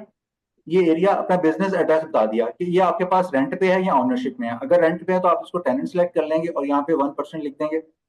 अब आप इसको ओके का बटन क्लिक करेंगे तो आपका बिजनेस का ये एड्रेस ऐड हो गया। जब आपका बिजनेस एड्रेस ऐड हो गया तो आपने इसको अपने बिजनेस नेम के साथ लिंक करने के लिए यहाँ पे सर इसको, अगर रेंट पे है तो भी 1%? जी तब भी 1% लिख दें, कोई फर्क नहीं पड़ता।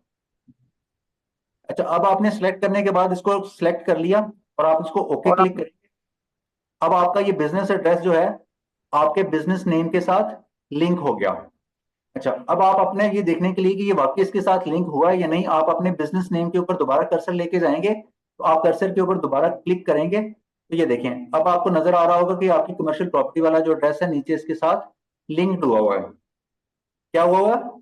लिंक दिया हुआ है। इस तरह आप अपने 2 चीजें काम करनी है, बिजनेस नेम एंटर करना है, बिजनेस नेम एंटर करने के साथ अपनी एक्टिविटी सेलेक्ट करनी है, एक्विजिशन डेट देनी है, और तीसरे काम क्या करना है? आपने यहाँ पे आके अपने बिजनेस नेम के साथ अपना बिजनेस एड्रेस लिंक करना है। तो ये 4 काम करेंगे तो ये आपका बिजनेस एड्रेस ऐड हो जाएगा। अच्छा, अब आपने क्या करना है? आपने आपने आ जाना है अटैचमेंट्स में। कहाँ आ जाना है? अटैचमेंट में। जब आप अटैचमेंट्स में आएंगे तो आपसे कुछ अटैचमेंट्स मांगेगा कि आपने अपना, अगर आपने रेंट पे लिया हो तो आपने जो रेंट एग्रीमेंट है वो अटैच करना है और उस प्रीमिसेस की आपने यूटिलिटी के बिजनेस पेड बिल जो है वो 3 महीने से ज्यादा पुराने ना हो, आपने वो अटैच करने हैं। अगर आपके पास हो तो आइडियली अच्छी बात है। अगर आपके पास ये चीजें नहीं है तो आप एक सिंपल पीडीएफ का ब्लैंक पेज भी क्या हो गया, ब्लैंक पेज को पीडीएफ करके यहाँ पे अटैच कर देंगे तो ये इसको वक्ती तौर पे एक्सेप्ट कर लेता है। वक्ती तौर पे क्या कर लेता है? एक्सेप्ट कर लेता है जब आप इसको करेंगे।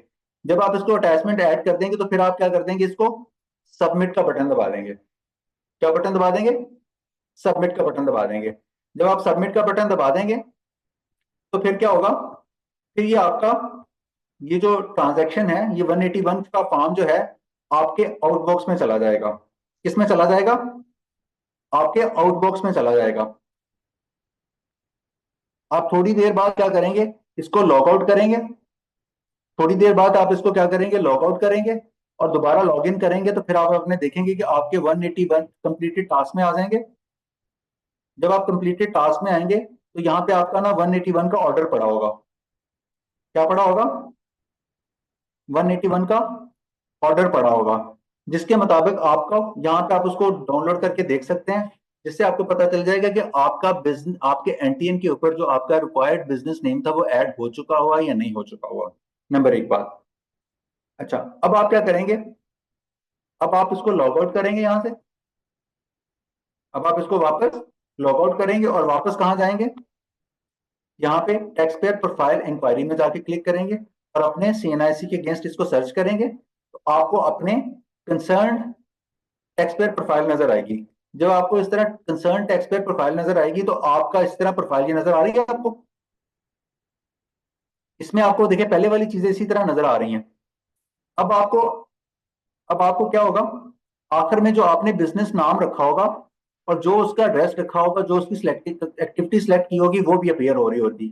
पहले हमने जितने भी ये एनटीएन देखे, यहाँ पे आपको बिजनेस एक्टिविटी नजर नहीं आ रही थी नीचे ना, ये देखें यहाँ पे आपको ये वाला एरिया बिल्कुल ब्लैंक है, यहाँ पे कोई नहीं है। इसका मतलब कि आपका कोई भी बिजनेस नेम यहाँ पे ऐड नहीं हुआ। इसका मतलब कि आपका कोई बिजनेस नेम ऐड नहीं हुआ।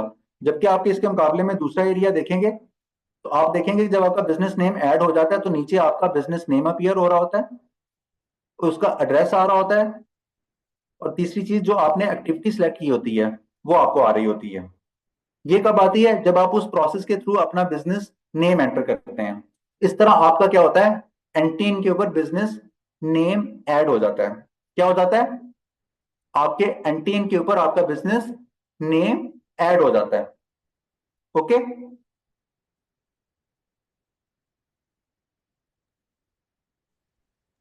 क्लियर है सर। अच्छा, अब इसमें ना थोड़ी सी एक दिक्कत भी है। वो दिक्कत ये है कि अब ये साहब जो हैं, मोहम्मद अहमद साहब, इन्होंने क्या नाम रखा हुआ है? अहमद सर्विसेज। अहमद सर्विसेज। अब कोई बंदा नूर खान उठता है और नूर खान उठ के अपना ही एनटीएन प्रोफाइल में अपना नाम क्या रख लेता है? अहमद सर्विसेज, और यही एक्टिविटी सिलेक्ट कर लेता है। तो एपीआर का आरएस पोर्टल जो है ना, नूर खान को अहमद सर्विसेज नाम रखने से मना नहीं करता। ये इसके बिजनेस नेम ऐड करने में यहाँ पे एक थोड़ी डिसएडवांटेज है, यानी एक दिक्कत है कि आप जो आपने बिजनेस नाम एंटर रखा होगा, कोई और बंदा भी उसी नाम को यूज कर सकता है। इस तरह आपका क्या होता है? एनटीएन के ऊपर बिजनेस नेम ऐड हो जाता है, जिससे आपके नतीजे में क्या होती है? आपकी सोल प्रोप्राइटरशिप क्या हो जाती है? एस्टैब्लिश होती है। क्या होती है? सोल प्रोप्राइटरशिप एस्टैब्लिश हो जाती है। अच्छा, अभी हमारे एक दोस्त ने कहा था कि क्या एक इंडिविजुअल पर्सन जो है उसका ये जो टैक्स पेयर प्रोफाइल इंक्वायरी और रजिस्ट्रेशन सर्टिफिकेट यही होता है? नहीं, इसका रजिस्ट्रेशन सर्टिफिकेट देखने के लिए आप क्या करेंगे? जब आप उसके लॉगिन आईडी में एंटर होंगे ना, तो आप उसके नाम के ऊपर क्लिक करेंगे तो यहाँ पे आपको एक प्रोफाइल नजर आ रही होगी। ये यहाँ पे आउटसाइड का बटन है, आप इसके ऊपर क्लिक करेंगे। आप क्या करेंगे? यहाँ सर्टिफिकेट के ऊपर क्लिक करेंगे तो आपको यहाँ पे सर्टिफिकेट डाउनलोड हो जाएगा।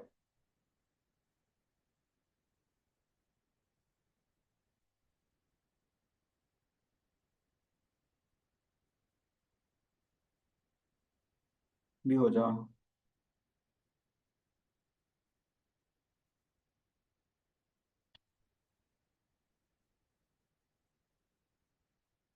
सर्टिफिकेट डाउनलोड होता है तो मैं आपको दिखाता हूँ। वो टैक्स पेयर प्रोफाइल इंक्वायरी से डिफरेंट होता है।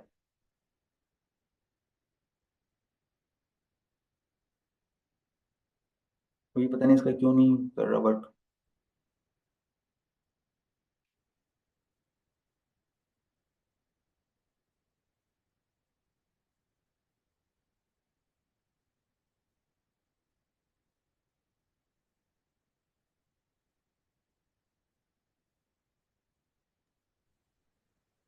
सर पेज रिफ्रेश करें, हो जाएगा। रिफ्रेश करता हूँ लेकिन वो पता नहीं उठा नहीं रहा। यूजली यहाँ से डाउनलोड हो जाता है। सर पॉपअप ब्लॉक होगा, पॉपअप ब्लॉक होगा। नहीं, पॉपअप नहीं, ब्लॉक ब्लॉक हुआ होता तो यहाँ पे साइन आ जाता है।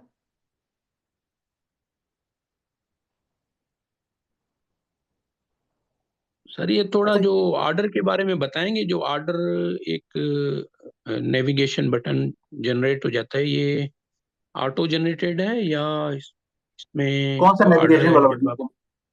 कहाँ जो पे? ऑर्डर आपने पहले डिस्कस किया था, ऑर्डर का एक जो है इसी में, बल्कि ये आ रहा टास्क के नीचे जो है। हाँ, तो आप उसके ऊपर क्लिक करेंगे तो इस तरह का आपका ऑर्डर खुल जाएगा।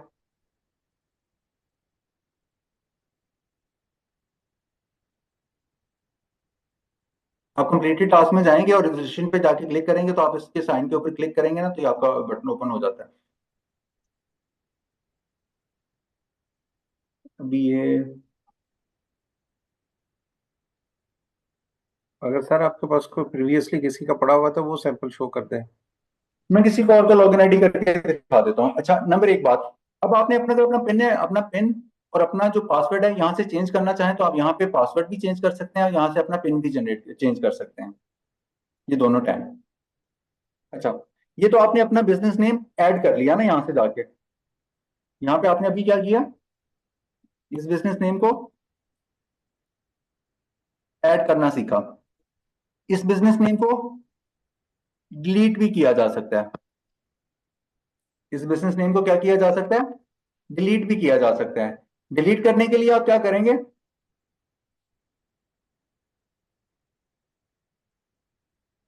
एक मिनट,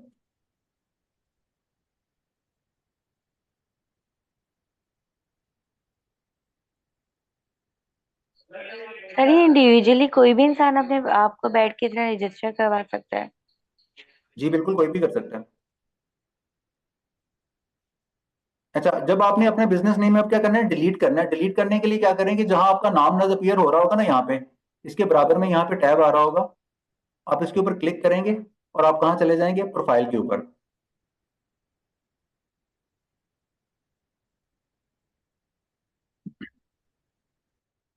जब आप प्रोफाइल के ऊपर क्लिक करेंगे तो आपको इस तरह की आपकी प्रोफाइल अपीयर हो रही होगी। इसमें आपने आ जाना है बिजनेसेस के ऊपर। तो जो आपका बिजनेस नेम यहाँ पे ऐड हुआ होगा वो आपको यहाँ पे अपीयर हो रहा होगा। तो इसके बराबर में आपको एक टैब नजर आ रहा होगा जिसके ऊपर बिन का साइन बना हुआ है, यहाँ पे आप इस पे क्लिक करके इसको यहाँ से डिलीट भी कर सकते हैं। डिलीट करने के लिए आप इस पे क्लिक करेंगे और अपना पिन अप्लाई करेंगे। इस पे क्लिक करने के बाद अपना पिन अप्लाई करेंगे तो इस तरह ये आपके पास क्या हो जाएगा, डिलीट हो जाएगा आपका बिजनेस नेम। यहाँ से डिलीट करने के लिए आपको 181 का फॉर्म की मॉडिफिकेशन नहीं, बल्कि आप अपने प्रोफाइल में जाएंगे और प्रोफाइल में जाके आपको अपने टैब में आ जाना है, बिजनेसेस वाले टैब में। तो वहां पे आपका जो बिजनेस एड्रेस ऐड किया होगा वो आपको अपीयर नजर आ जाएगा। और उसके बराबर में आपने जाके ये जो डस्टबिन का साइन है आपने इसके ऊपर डिलीट करके डिलीट के बटन के ऊपर क्लिक करेंगे तो ये आपसे आपका पिन मांगेगा, आपसे डेट पूछेगा कि आपने किस दिन को ये बिजनेस डिलीट किया। और उसके बाद आपको पोस्ट करेंगे, मैं आपको कह रहा हूँ कि मैंने आज के दिन इस बिजनेस को डिलीट कर दिया। अब मैं इसको ओके करूंगा तो ये मुझसे क्या करेगा, क्लोज हो जाएगा इस तरह बिजनेस आपका। इस तरह आपका बिजनेस क्या हो जाएगा। सर मेरा एक क्वेश्चन है। आपको बिजनेस ऐड करना और डिलीट करना ओके हो गया। सर काइंडली जरा बिजनेस डिलीट करना बताइएगा दोबारा। जी मैंने अभी करके दिखाया, आप इसकी रिकॉर्डिंग में दोबारा देख लीजिएगा। आप जाएंगे अपने प्रोफाइल के ऊपर और यहाँ पे आ जाएंगे बिजनेसेस में। यहाँ सर पे आपसे आपका एक बिजनेस क्वेश्चन है। नेम अपीयर हो रहा होगा। जी प्लीज पहले सुन लेना। यहाँ पे आपका बिजनेस नेम अपीयर हो रहा होगा, डस्टबिन अपीयर हो रही है। आप डस्टबिन के ऊपर क्लिक करेंगे और उसकी क्लोजिंग बिजनेस डेट देंगे तो यहाँ से इसका बिजनेस एड्रेस डिलीट हो जाएगा। Okay sir, thank you. Okay sir मेरा एक क्वेश्चन जी था सर, बताइए। प्लीज। जी सर ये आपने अभी बिजनेस बिजनेस डिलीट किया और इसमें पिन तो उसने नहीं मांगा। अगर गलती से कोई बिजनेस कभी किसी मांगता है कभी ने, नहीं मांगता। अब तो नॉर्मल अगर बिहेवियर गलती होता से, है फोन का, सर गलती से कभी अगर मांगता किसी है का कभी नहीं बिजनेस मांगता। डिलीट हो जाए तो, जी अगर गलती से किसी से बिजनेस कोई डिलीट हो जाए तो फिर उसमें क्या ऑप्शन करे बंदा? दोबारा ऐड कर लें, 181 के फॉर्म फॉर्म में जाके दोबारा ऐड कर लें। वो प्रीवियस डेट में हो सकता है सर, जिस डेट से वो स्टार्ट जी किया आप हो। बता देंगे कि मैंने इस वो अपना प्रीवियस डेट में नहीं ऐड होगा, वो आप बता देंगे कि मैं बिजनेस इस डेट से कंटिन्यू कर रहा हूँ। अच्छा, तो सर फॉर्मेशन तो उसकी न्यू डेट से होगी ना। अगर पुराना बिजनेस है तो फिर वो बंदा क्या करेगा? आपने वहां पे लिखा हुआ होगा ना कि एक्विजिशन डेट, जिस डेट से आप बिजनेस कर रहे होंगे, अब आप उसी डेट से नंबर लिख दे कि मैं इसी डेट से बिजनेस कर रहा हूँ। ठीक है सर, थैंक जी, एक्विजिशन डेट में पुरानी डेट लिखते हैं ना, जब से वो बिजनेस कर रहे हैं। ठीक है सर सर। जहाँ पर बिजनेस नेम जी डिलीट आपने बताया है, उसके जी, साथ एडिट का बटन भी आ रहा है, तो क्या बिजनेस नेम एडिट भी किया एडिट जा का सकता बटन नहीं आता, एडिट का बटन नहीं था, वो था अमेंड का बटन था। एडिट करने के लिए आपको 181 का फॉर्म ही इस्तेमाल करना पड़ेगा। है? अमेंड से क्या यानी होगा डिलीट सर? क्या? अमेंड का जो अमेंड में अगर आपने कोई चीज एंटर करनी है, अमेंड करनी है, उसकी वो अमेंडमेंट है, लेकिन आपको जो भी अमेंडमेंट करनी है 181 के फॉर्म के थ्रू ही करेंगे। Okay okay sir, okay sir, thank you. यानी अमेंड हम ये इस्तेमाल नहीं पिन और करेंगे। पासवर्ड में क्या डिफरेंस है? जी, पिन और पासवर्ड में क्या डिफरेंस है? पासवर्ड जो होता है आपको लॉगिन आईडी करने के लिए होता है, पिन आपका क्या होता है, पर्सनल आइडेंटिफिकेशन नंबर। ये इक्विवेलेंट होता है आपके सिग्नेचर के ऊपर। जो भी काम आप पोर्टल पे जाके लॉगिन करने के बाद करेंगे और उसको आप अगर अपने साइन करेंगे, जिसका मतलब कि आपने इसकी प्रॉपर्ली आपने इसको ओके किया है। ये पिन 4 डिजिट का नंबर होता है, पर्सनल आइडेंटिफिकेशन नंबर। सर ये हमें मैसेज के थ्रू आएगा? जी, जब आपको IBR की तरफ से पोर्टल आता है ना, लॉगिन आईडी के पासवर्ड आता है, उसमें ये पिन भी आपको रिसीव हो रहा होता है। Okay, thank you sir. जी वेलकम। अच्छा जी, सर, और सर कोई जब बात? सर क्वेश्चन कर लूं प्लीज? जी जी बोले। सर जब हम किसी भी बिजनेस को डिलीट करते हैं, उसको जी डिलीट करने के बाद कोई एफबीआर ऑब्जेक्शन नहीं लगाता कि आपने इस बिजनेस को क्यों डिलीट किया? सपोज ये आज मैंने ऐड किया था, आज से जी 1 साल पहले, और उस पर जी बिजनेस कर रहा था, और आज मैंने उसको सपोज डिलीट कर दिया उस बिजनेस को, जी, तो आज FBR उसका कुछ नहीं प्रूफ कहता, आप नहीं उसको होगा? डिलीट, सोल प्रोप्राइटरशिप को आप इस तरह डिलीट कर लेते हैं। सर उसमें ऑब्जेक्शन नहीं होगा कि ये बिजनेस बिन नहीं बताए लगाता, बंद कर दिया गया या डिलीट कर दिया गया? नहीं कुछ नहीं कहता FBR। Thank you sir. अच्छा सर, एक चीज है, जब हम डाटा दे रहे थे सोल प्रोप्राइटर के लिए बंदे का, तो उसमें हमारे जी, पास मकान नंबर, गली नंबर नहीं होता, गांव का कोई एड्रेस होता है जहाँ पे इस तरह के सिनेरियो नहीं है, तो वहां पे फिर हम क्या करते हैं? जैसे कि आपके सामने एड्रेस दिया हुआ है ना, डाकखाना दमेक मीरपुर फिरोजवाला, इसमें तो घर कहीं नहीं लिखा हुआ, तो जो आपके एड्रेस पे आईटीज डिटेल दी होंगी आप वो वाला लिख देंगे। अच्छा जो वहां पे टैब बना हुआ है ना, गली नंबर, तो मकान आप नंबर। उसमें लिख देंगे ना, मीरपुर के आपके गांव का नाम लिख देंगे, राइट, राइट अपना सर। डाकखाना पास लिख देंगे, तहसील लिख देंगे। Okay sir, okay okay sir, thank you. अच्छा सर, क्लियर। ये डिलीशन के बारे में आपने अभी बताया कि जो जब बिजनेस 2 साल बाद आप यहाँ से डिलीट करेंगे, जो उसका बैक एंड पे रिकॉर्ड है टैक्स रिटर्न का, वो इंटैक्ट रहता है या वो भी डिलीट हो जाता है? जी वो इंटैक्ट रहता है।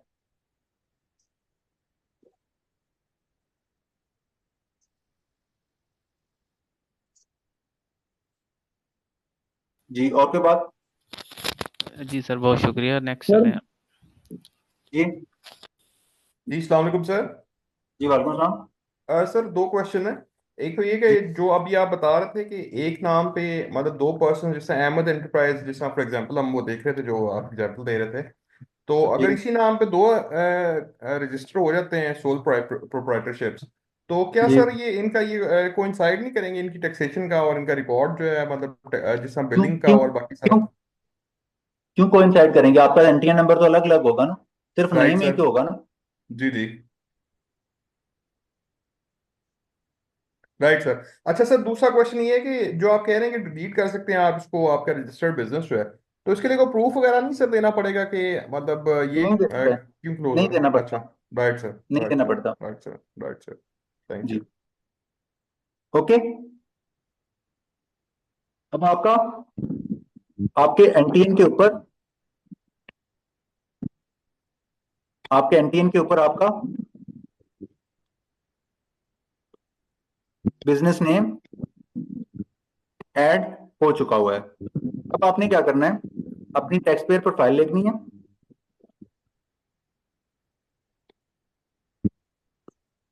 टैक्स पेयर प्रोफाइल इंक्वायरी लेनी है, उसका प्रिंट लेना है, और अपना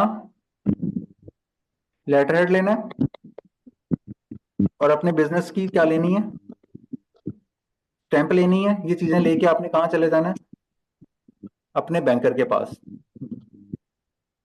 अपने बैंकर के पास। और बैंकर को क्या कहना है कि मेरा बैंक अकाउंट ओपन कर दे। किस नाम से? बिजनेस नेम बिजनेस नेम से।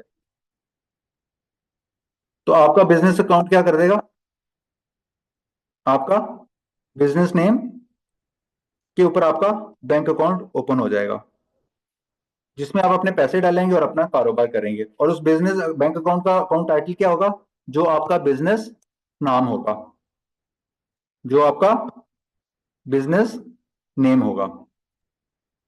इस तरह आपका सोल प्रोप्राइटरशिप एस्टैब्लिश होगा। क्या होगा, सोल प्रोप्राइटरशिप इस तरह आपका क्या होगा, एस्टैब्लिश होगा। अब आप अपना बिजनेस सोल प्रोप्राइटर के तौर पे कर सकते हैं। अब आपने क्या एस्टैब्लिश किया है सारे प्रोसेस में, सोल प्रोप्राइटरशिप को क्या किया, एस्टैब्लिश किया।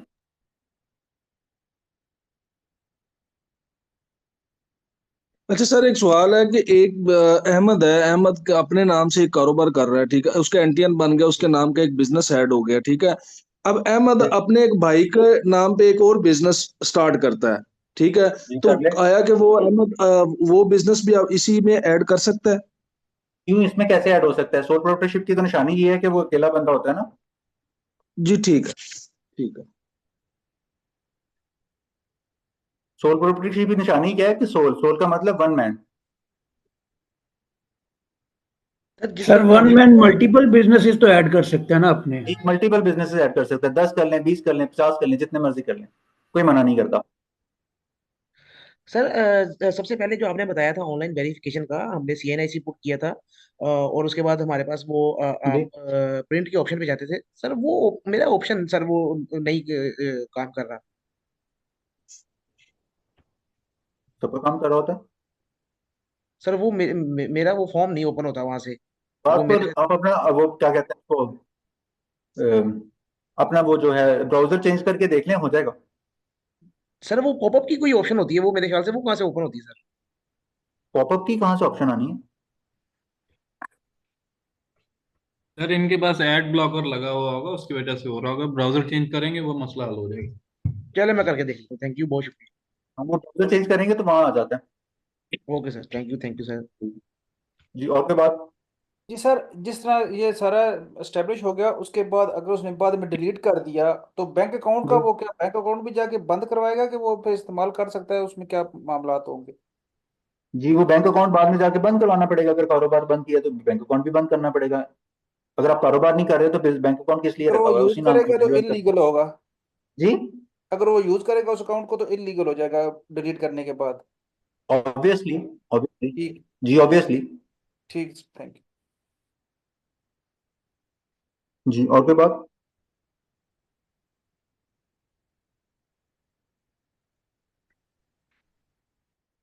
कोई क्वेश्चन नहीं है? ओके।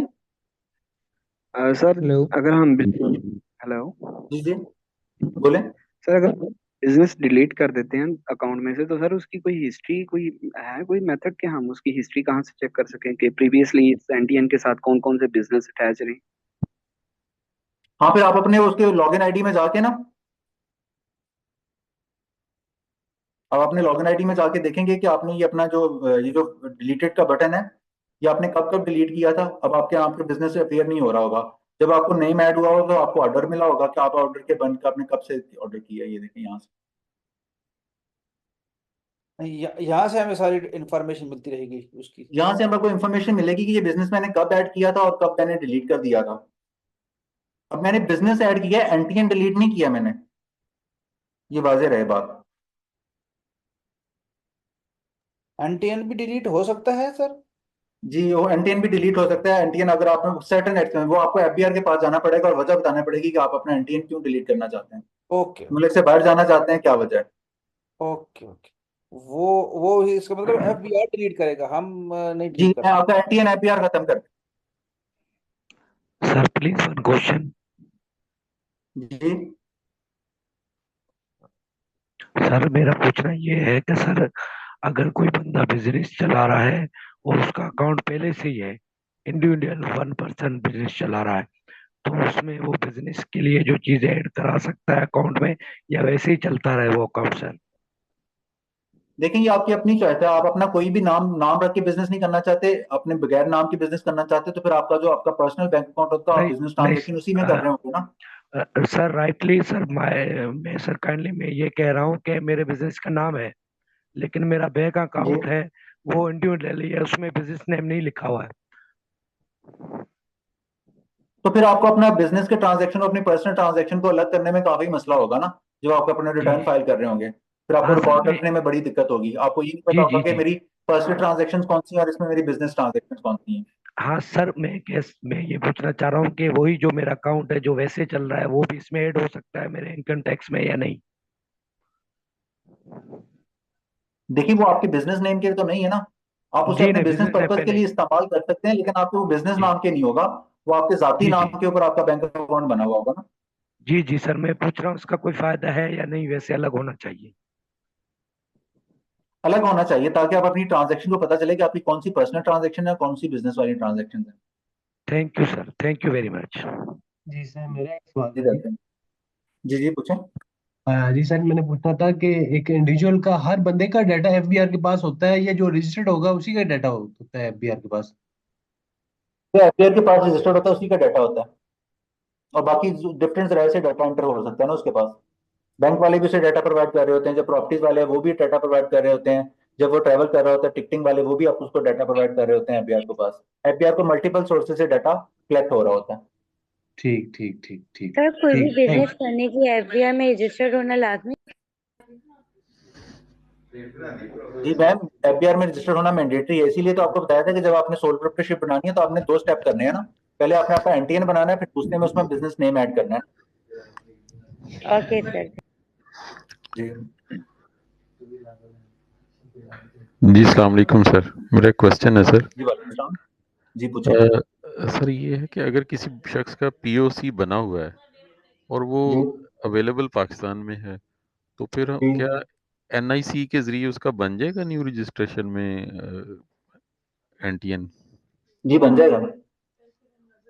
ठीक हो गया, मतलब वो कोई आपकी ऑब्जेक्शन तो नहीं एनआईसी होगा के कि आपके पास पीओसी? मोबाइल नंबर होना चाहिए ना उसका, जहां से आपको सिक्योरिटी कोड रिसीव होंगे। ठीक ठीक, नहीं वो पीओसी का ऑब्जेक्शन तो नहीं होगा कोई? नहीं कोई ऑब्जेक्शन नहीं होगा। ठीक, थैंक यू सर। जी वेलकम। सर एक हाँ क्वेश्चन था कि जी जी हेलो सर प्रॉपर्टी पे आपने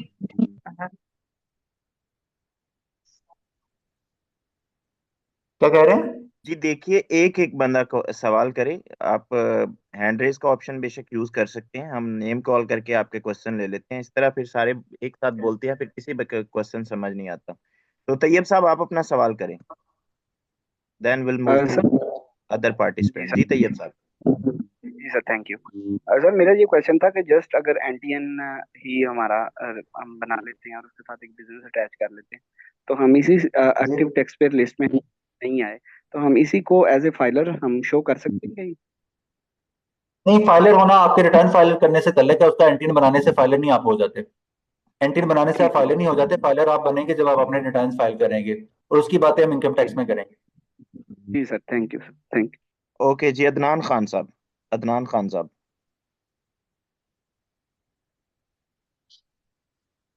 जी अदनान साहब सवाल करिए। सर बात ये है कि जो कुछ खवातीन होती हैं घर की ना, जिनके नाम पे उनके हस्बैंड जो है ना प्रॉपर्टी लेकर उनको दे देते हैं, अगर कमिश्नर जो होता है उनकी आईडी बना देता है, या मतलब जैसे आपने कहा था कि उनकी खुद से अगर वो आईडी बन जाती है उनकी, मतलब आईरिस पे लॉगिन नहीं होते हैं, तो क्या उनको भी फिर फाइलिंग करना जरूरी है? जस्ट उन्होंने तो एक बार ही अपने मकान के लिए शायद कमिश्नर ने उनका एनटीएन बना दिया हो।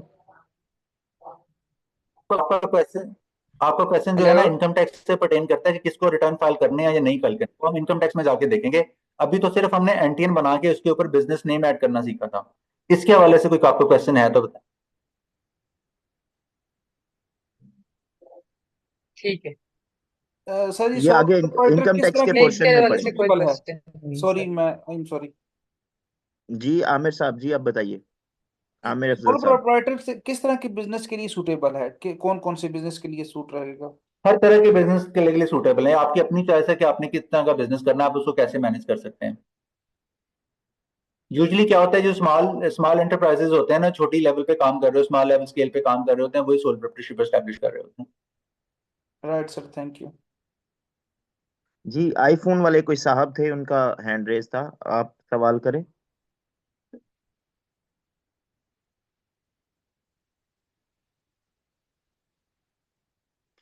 किसी और का कोई सवाल है तो आप हैंड रेज का ऑप्शन भी यूज कर सकते हैं। जी जी जी वालेकुम वालेकुम सलाम। अस्सलाम।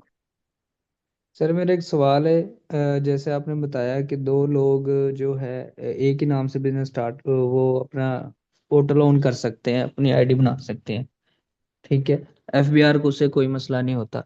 लेकिन जिस तरह ये है गोरमा होगी और ये बड़ी बड़ी जो फर्में हैं, ठीक है, बड़ी बड़ी कंपनियां हैं, अगर उनके नाम से मतलब कोई बंदा बनाए तो उनको कोई इशू नहीं होगा? एफबीआर कोई एतराज नहीं करेगा, लेकिन इसके लिए एक सेपरेट लॉ है जो ट्रेडमार्क का लॉ है, जो इंटेलेक्चुअल प्रॉपर्टी राइट्स के अपने कवानीन है, उनके तहत वो आपके खिलाफ एक्शन ले सकते हैं कि आप उनके नाम को इस्तेमाल कर रहे हैं। ठीक हो गया। जी मतलब फिर ओके जी अली ये रजा साहब। सर ये जो आपने कहा कि डॉक्यूमेंट्स लेके जाके बैंक अकाउंट ओपन करवा लें, तो जो हम बैंक अकाउंट ओपन करवाएंगे, जहां तक अभी हम पहुंचे हैं सर, वो जो बैंक अकाउंट होगा वो नॉन फाइलर ही होगा ना? देखिए, मैं आपसे बार बार अर्ज कर रहा हूँ, एनटीएन बनाने का फाइलर से कोई ताल्लुक नहीं है। फाइलर होंगे आप अपने रिटर्न फाइल करने के, और उसके लिए तरीकाकार जब हम इनकम टैक्स में जाएंगे फाइलिंग की वाली तब बातें करेंगे। अभी तो सिर्फ मैं आपको स्टेटस, बता रहा हूँ कि आपने एनटीएन बनाना है, एनटीएन बनाने के बाद आपने अपना बिजनेस नेम ऐड करना है, दैट्स इट। जी जी सर, सर इस ये स्टेटस आपका तक तो सोल नॉन फाइलर प्रोप्राइटरशिप होगा ना वो एस्टैब्लिश हो अकाउंट? जाएगा। जी जी, नॉन फाइलर होगा, अगर उसने रिटर्न नहीं फाइल किए होंगे तो वो नॉन फाइलर ही होगा जी ऑब्वियसली। जी जी, ठीक हो गया, ठीक हो गया सर।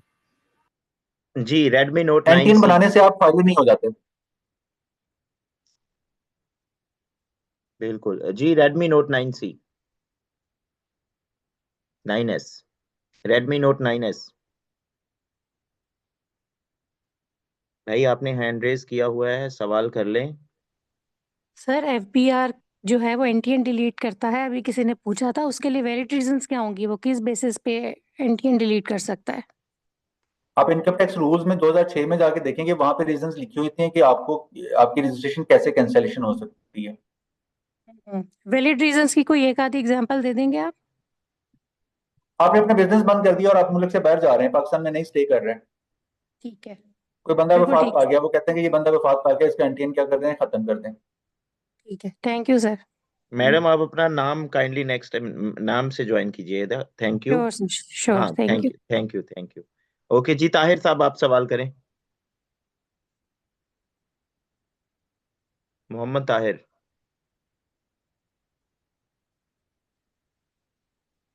सॉरी सर, ये मैं हैंड रेज नहीं किया, पता नहीं गलती से हो गया होगा। जी बताइए। अच्छा। ओके एक और ताहिर साहब भी हैं गालिबन मीटिंग के अंदर। ओके जी एहतशाम आबिद साहब। ताहिर साहब को आवाज अस्सलाम वालेकुम सर, मुझे काइंडली ये बता दें कि जो पर्सनल आइडेंटिफिकेशन नंबर है उसको हम अपने पोर्टल में कहाँ से एक्सेस करके देख सकते हैं, और अगर उसको हमने चेंज करना हो तो किस तरह चेंज करेंगे? किस नंबर को? जो पिन है, पिन। पिन आप अपने लॉगिन आईडी में जाएंगे, आगे आप लॉगिन आईडी में जाएंगे और यहाँ पे आपके पास जहाँ पे ये ताजिर दो स्कीम लिखी, इसकी बराबर में आपका नाम आ रहा होगा ना, और आप इसके ऊपर क्लिक करेंगे तो यहाँ पे आप अपना पासवर्ड भी चेंज कर सकते हैं, अपना पिन भी चेंज कर सकते हैं, दोनों से। नहीं सर, अगर मेरा पिन किसी और ने क्रिएट किया था, मसलन मेरा जो ये एनटीएन पिन का नंबर है। कोई मसला नहीं होता, पिन दोबारा एंटर कर लेते हैं, प्रीवियस पिन देना मैंडेटरी नहीं होता, ये देखें आप कोई भी यहाँ से पिन एंटर कर सकते हैं। ठीक हो गया, थैंक यू सर। बिल्कुल। हेलो, अस्सलाम वालेकुम। जी जी जी, हाँ वालेकुम सलाम। हाँ सर, जी आपकी आवाज नहीं सही आ मैं ये रही। सवाल पूछने जा रहा हूँ। आपकी आवाज ड्रॉप हो रही है ताज साहब, आपकी आवाज हमें टुकड़ों ताहिर टुकड़ों में आ साहब रही है। आप नेटवर्क का इशू है, विद ड्यू रिस्पेक्ट आप दोबारा से कोशिश कर लीजिएगा सर, अभी नेटवर्क का इशू आ रहा है, या तो आप अपना हॉटस्पॉट वगैरह चेंज करके नेटवर्क का कनेक्शन चेंज करके बात कर लें। जी शाह हुसैन साहब, शाह हुसैन साहब। अच्छा सर जी, ताहिर भाई ये नेटवर्क बेहतर करें, फिर आप बात कर लीजिएगा। सर शाह जी ये हुसैन साहब। बताइएगा कि ये सोल प्रोप्राइटरशिप जो है रजिस्ट्रेशन इस्टेब्लिश करने के बाद सेल्स टैक्स जो है वो उसकी रजिस्ट्रेशन भी मैंडेटरी होती है या उसके बगैर आप स्टार्ट कर सकते हैं? डिपेंड कर रहा है कि आप जो एक्टिविटी कर रहे हैं उस पर सेल टैक्स लगता है या नहीं करता। वो सेल टैक्स में जाके देखेंगे कहाँ कहाँ आपको सेल टैक्स में रजिस्ट्रेशन जरूरी होती है और कहाँ कहाँ नहीं होती। वो भी इसी पोर्टल से हो जाती है जी अगर इसी पोर्टल से ज़रूरी हो है। जाता है। जी बिल्कुल इसी पोर्टल से होती है। Thank you. जी अब्दुल रजाक कुरैशी साहब, अब्दुल रजाक कुरैशी साहब। जी कुरैशी साहब आप सवाल कीजिए काइंडली। अस्सलाम वालेकुम सर। वालेकुम जी अस्सलाम। वालेकुम। सर, मुझे ये सवाल करना था कि जैसे कि ये रजिस्ट्रेशन हो गई, ठीक है, एनटीएन बन गया, तो इन केस अगर कोई रिटर्न जमा नहीं करता तो क्या एफबीआर के नोटिस उसको आते रहेंगे? जी नोटिस आते रहेंगे। ये बातें हम इनकम टैक्स में जाके देखेंगे। अभी आप एनटीएन की हद तक कोई क्वेश्चन है तो प्लीज वो बताइए। नहीं बस, thank you sir, thank you so much. जी वेलकम। ओके जी मोहम्मद वसीम साहब, मोहम्मद वसीम साहब। वालेकुम अस्सलाम। सर ये इसके लिए कोई एज की लिमिट होती है कि एनटीएन हम किसका बना सकते हैं? किस कोई लिमिट नहीं होती है इसके लिए। ठीक है सर, थैंक यू। ओके तैयब साहब। सर मेरा ये क्वेश्चन था कि जब हम एक बिजनेस ऐड करते हैं तो कुछ बिजनेस ऐसे हैं जैसे फार्मास्यूटिकल्स हैं, तो उसमें एडवांस सेल टैक्स होता है। मतलब मैंने जो चीज़ परचेज की है, जो स्टॉक इन्वेंट्री में थी, तो सर उसको एट द टाइम जब मैंने बिजनेस ऐड करना है तो उस टाइम ही ऐड करना है, या जब मैंने सेल रिटर्न करनी, सॉरी इनकम टैक्स इससे रिटर्न पहले फाइल करनी है बिजनेस तो? एडवांस टैक्स की विदहोल्डिंग का बिजनेस नेम ऐड करने से कोई ताल्लुक नहीं है। जी ठीक हो गया सर, थैंक यू। जी वो हम जब रिस्पेक्टिव एरिया में जाएंगे तो अब तब हम वहां पे पढ़ेंगे। इस हवाले से तसल्ली रखें, इंशाल्लाह कोई भी आपकी जो तिश्नगी है वो बाकी नहीं रहेगी। लेकिन कोशिश ये है कि क्लास का डेकोरम जो है वो बना रहे, हम टॉपिक से रेलिवेंट क्वेश्चन करें। जैसे जैसे हम आगे पढ़ते जाएंगे, जो आप लोगों के साथ आउटलाइन हमने डिस्कस की हुई है, हमने इंशाल्लाह सारी चीजें कवर करवानी है आपको। तसल्ली रखें जी। अरसलान इकबाल साहब। सर मुझे अगर आफ्टर रजिस्ट्रेशन एनटीएन बनाने के बाद सेल फोन नंबर चेंज करना हो तो मैं कहाँ से चेंज कर सकता हूँ? हाँ आप वापस जाएंगे अपने रजिस्ट्रेशन वाले टैब में और आ जाएंगे 181 के मॉडिफिकेशन वाले फॉर्म में। कहाँ आ जाएंगे? मॉडिफिकेशन वाले टैब में आ जाएंगे। जी आप अपने टैब में जाएंगे, वहां पे जाके ये आपको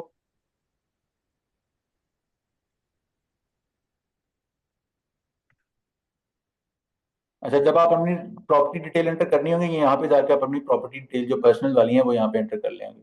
इधर गया, ये देखें, यहाँ पे अपना सीएनएस सेल नंबर भी चेंज कर सकते हैं, अपना ईमेल नंबर भी अपडेट कर सकते हैं, इसको यहाँ पे सबमिट भी कर सकते हैं। थैंक यू सर, बस यही पूछना। वेलकम। ओके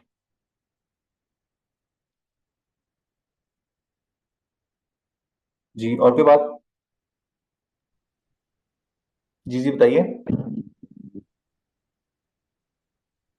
जी जी अरसलान इकबाल साहब थे, अशफाक साहब हैं। सर मैं मेरा ये सवाल है कि अगर बंदे का ईमेल एड्रेस जो है, बंदे को लॉगिन पासवर्ड भूल गया और ईमेल एड्रेस भी रिकवर नहीं हो सकता, तो क्या वो अपडेट कर सकता है उसको, नई जी ईमेल आप लगा क्या के? करेंगे, आप क्या करेंगे अगर आपके ये मसले नहीं खत्म होते तो फिर आप क्या करेंगे, आप जाएंगे उसके पास लोकल रजिस्ट्रेशन ऑफिस में और वहां पे जाके इनको रिक्वेस्ट करेंगे कि वहां पे रजिस्ट्रेशन साहब को आपके ये मेरे पर्टिकुलर्स अपडेट करें। ठीक है, यानी कि ऑनलाइन नहीं होगा ये फिर? जी जी ऑनलाइन ही आपको लोकल रजिस्ट्रेशन ऑफिस विजिट करना होगा। चलो ठीक हो गया सर, जी शुक्रिया। जी जी बताइए, किसी और के हैंड रेज हो? जी वालेकुम सलाम। सर मैंने ना एससीसीबी में कंपनी इनकॉर्पोरेट करवाई थी, तो उधर से ना एफबीआर की तरफ से लॉगिन और आईडी आया था मुझे, पासवर्ड ना, लेकिन वो मैं जो वायरस पे जाके उसे लॉगिन कर रहा हूँ वो हो नहीं रहा। तो तो फिर इसका आपको कुछ? एलआर ऑफिस विजिट करें और वहां से इनको बताएं कि ये मेरा मसला आ रहा है कंपनी का, वो वही आपको वही सॉल्व करके देंगे। अच्छा, मतलब इसका और कोई हल नहीं है? जी उनका फिलहाल वक्ती तौर पे और कोई हल नहीं। चलो ठीक, थैंक यू। जी वेलकम। जी और हेलो। जी जी जी इशफाक साहब आप सवाल करें। इशफाक साहब आपको आवाज आ रही है? सर मैंने कर लिया तो मेरा हो गया ओके सवाल। ओके, आप हैंड रेज पे ठीक है, काम नीचे कर दें। आपका हैंड रेज हुआ तो ठीक है इशरत जी जावेद साहब आपका भी हो गया। इशरत जावेद साहब, चलिए ताहिर भाई को मौका देते हैं। ताहिर भाई अब आप अपने आप को म्यूट अनम्यूट करें, आपका पहले नेटवर्क का इशू आ रहा था। ताहिर साहब, आपको आवाज आ रही है? अस्सलाम वालेकुम। वालेकुम जी वालेकुम अस्सलाम। सलाम। आवाज आ रही सर मेरी? जी जी जी मैम सुन पा रहे हैं आपको। जी सर, एक सवाल पूछने जा रहा हूँ। जैसे कि एनटीएन नंबर आपने बताया, एनटीएन जी नंबर जो एनआईसी ही एनटीएन नंबर बनता है, या मतलब एनआईसी के अलावा एनटीएन नंबर दूसरा होता है, दोनों में क्या फर्क है? देखें, एक इंडिविजुअल के केस में, किसमें, एक इंडिविजुअल के केस में, यहाँ पे लिखा भी हुआ है इंडिविजुअल के केस में जो उसका सीएनआईसी नंबर होगा वही उसका एनटीएन नंबर होगा इंडिविजुअल। इंडिविजुअल के केस में। ठीक है। मैंने सर मैंने आज से तकरीबन ताहिर भाई, आपके नेटवर्क का मसला है, हमें आपका सवाल समझ नहीं आ रहा। आप ये करें, आप टाइप कर दें इनबॉक्स के अंदर, हम आपका क्वेश्चन पढ़ के आंसर कर देते हैं। ठीक है सर। ताहिर उसके साहब, वहाँ बाद टाइप कर दें।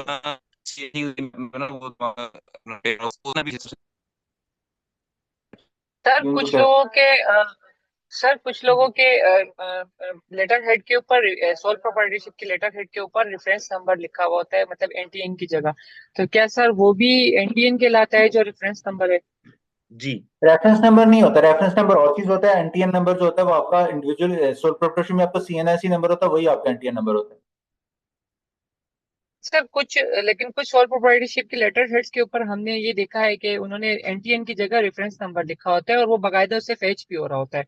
तो क्या अगर हम एनटीएन नंबर ना, एनआईसी नंबर ना लिखना चाहें और अगर हम लेटर हेड के ऊपर रेफरेंस नंबर ही प्रिंट करवा दें तो कोई इशू तो नहीं होगा उससे? नहीं, फर्क है ना, रेफरेंस नंबर आपका एनटीएन नंबर नहीं होता। अच्छा, ठीक है, ठीक। वो शायद किसी और अथॉरिटी के साथ रजिस्टर्ड हो, जो उन्होंने शायद वो वाला नंबर गलती से एंटर कर दिया हो। अदरवाइज आपका जो नंबर होता है, सर कुछ रेफरेंस कंपनीज आपका नंबर से काम फेच कर कर आपका सकते हैं। रजिस्ट्रेशन नंबर जो होता है वही आपका एनटीएन नंबर होता है सोल प्रोप्राइटरशिप के केस में, ये वाला। सर ये क्वेश्चन आंसर क्यूरी सेशन है क्या? लेक्चर एंड हो गया? जी, लेक्चर एंड जी हो गया लेक्चर है। एंड हो गया है। तो जी सर सर, सर आप सिर्फ बात कर करें सकते हैं? रेफरेंस। सॉरी भाई, एक एक साथ बात करने लग जाते हैं आप लोग, विद ड्यू रिस्पेक्ट। तो सर हम स्विच जिन कर लोगों ने सकते हैंड हैं? रेज किए हुए हैं, मैडम क्वेश्चन आंसर का सेशन है, आपका कोई क्वेश्चन है तो आप कर सकती हैं, अदरवाइज क्लास खत्म हो चुकी हुई है। जी तैयब साहब, आप सवाल कीजिए प्लीज। सर मेरा ये क्वेश्चन है कि जो फी स्ट्रक्चर है, मतलब न्यू रजिस्ट्रेशन, ई इनरोलमेंट और पीओसी कार्ड के थ्रू, तो सर उसके ऊपर थोड़ा सा बता दीजिएगा कि वो कितनी फी पे करनी होती है। इसका फीस के साथ कोई ताल्लुक नहीं है। ठीक हो गया सर, मतलब ये सबके लिए सेम ही है मतलब? जी सबके लिए आपने सेम एफबीआर को प्रोसेस, इसमें कुछ भी फी नहीं पे फी करना फी भाई। इन्वॉल्व नहीं होती। ठीक हो गया सर, थैंक यू। जी ओके जी, अब्दुल रजाक कुरैशी साहब, आपका सवाल हो गया आई गेस, या कोई और सवाल है? तो एक और सवाल है जी कि क्या एक बंदा जो है मल्टीपल एटीएन भी अपने बनवा सकता है? नहीं। नहीं, एक बंदे का एनटीएन एक ही रहता है जो उसका सीएनआईसी नंबर होता है। बिजनेसेस नहीं तो मल्टीपल ऐड कर सकते हैं लेकिन एनटीएन एक ही रहता है। बैंक में मैंने एक कस्टमर देखा था, तो उसके पार्टनरशिप का अलग बना हुआ था, उसका इंडिविजुअल अलग पार्टनरशिप तो बना। अलग एंटिटी है ना, वो तो पार्टनरशिप अलग तो एंटिटी एंटिटी है अलग है भाई। ना, सोल प्रोप्राइटरशिप अच्छा, तो तो अलग एंटिटी है, फिर पार्टनरशिप एंटिटी अलग है। तो ऐसे यानी कि बन सकते हैं मल्टीपल? जी, इसी तरह कंपनी का भी जी अलग एंटीएन होता है, ठीक है, वो एक जी इंडिविजुअल एक पर्सन होता है टैक्स की जुबान में, वो आगे जाके हम पढ़ेंगे। चलिए, अब्दुल रजाक साहब का सवाल हो गया। मरियम बीबी साहब, आप सवाल कीजिए प्लीज। मरियम बीबी, मैडम मरियम, आपका कोई सवाल है? जी, इनका भी कोई सवाल नहीं है। Thank you so much Hasan भाई, इंशाल्लाह कल की क्लास में मिलते हैं, कल 10 बजे। सर, एक छोटी सी बात, बस वो मैं उस काटा था कि जी, अगले दिन मैं एक बंदे से ना ऐसे ही ये सोल प्रोप्राइटर का अकाउंट बनवाया था, तो वो कह रहा था कि जी रेफरेंस नंबर भी एनटीएन ही होता है, तो और उससे उससे नहीं डाटा ऐसा नहीं फैच हो होता। जाता है, वो आपको प्रैक्टिकली करवाएंगे आगे जाके, हाँ। डाटा फैच हो जाता है, डोंट वरी। ओके ओके, बस ये थैंक इसी यू थैंक यू इसी थैंक यू सिलसिले में था। थैंक यू आमिर साहब। जी, और किसी का सवाल नहीं है? हसन भाई, इंशाल्लाह मिलते हैं कल की क्लास में। Thank you all of you. Sir बहुत शुक्रिया, अल्लाह हाफिज। बहुत अच्छी क्लास रही। Allah thank you. हाफिज। अल्लाह हाफिज। अल्लाह हाफिज सर, अल्लाह हाफिज। Sir thank you.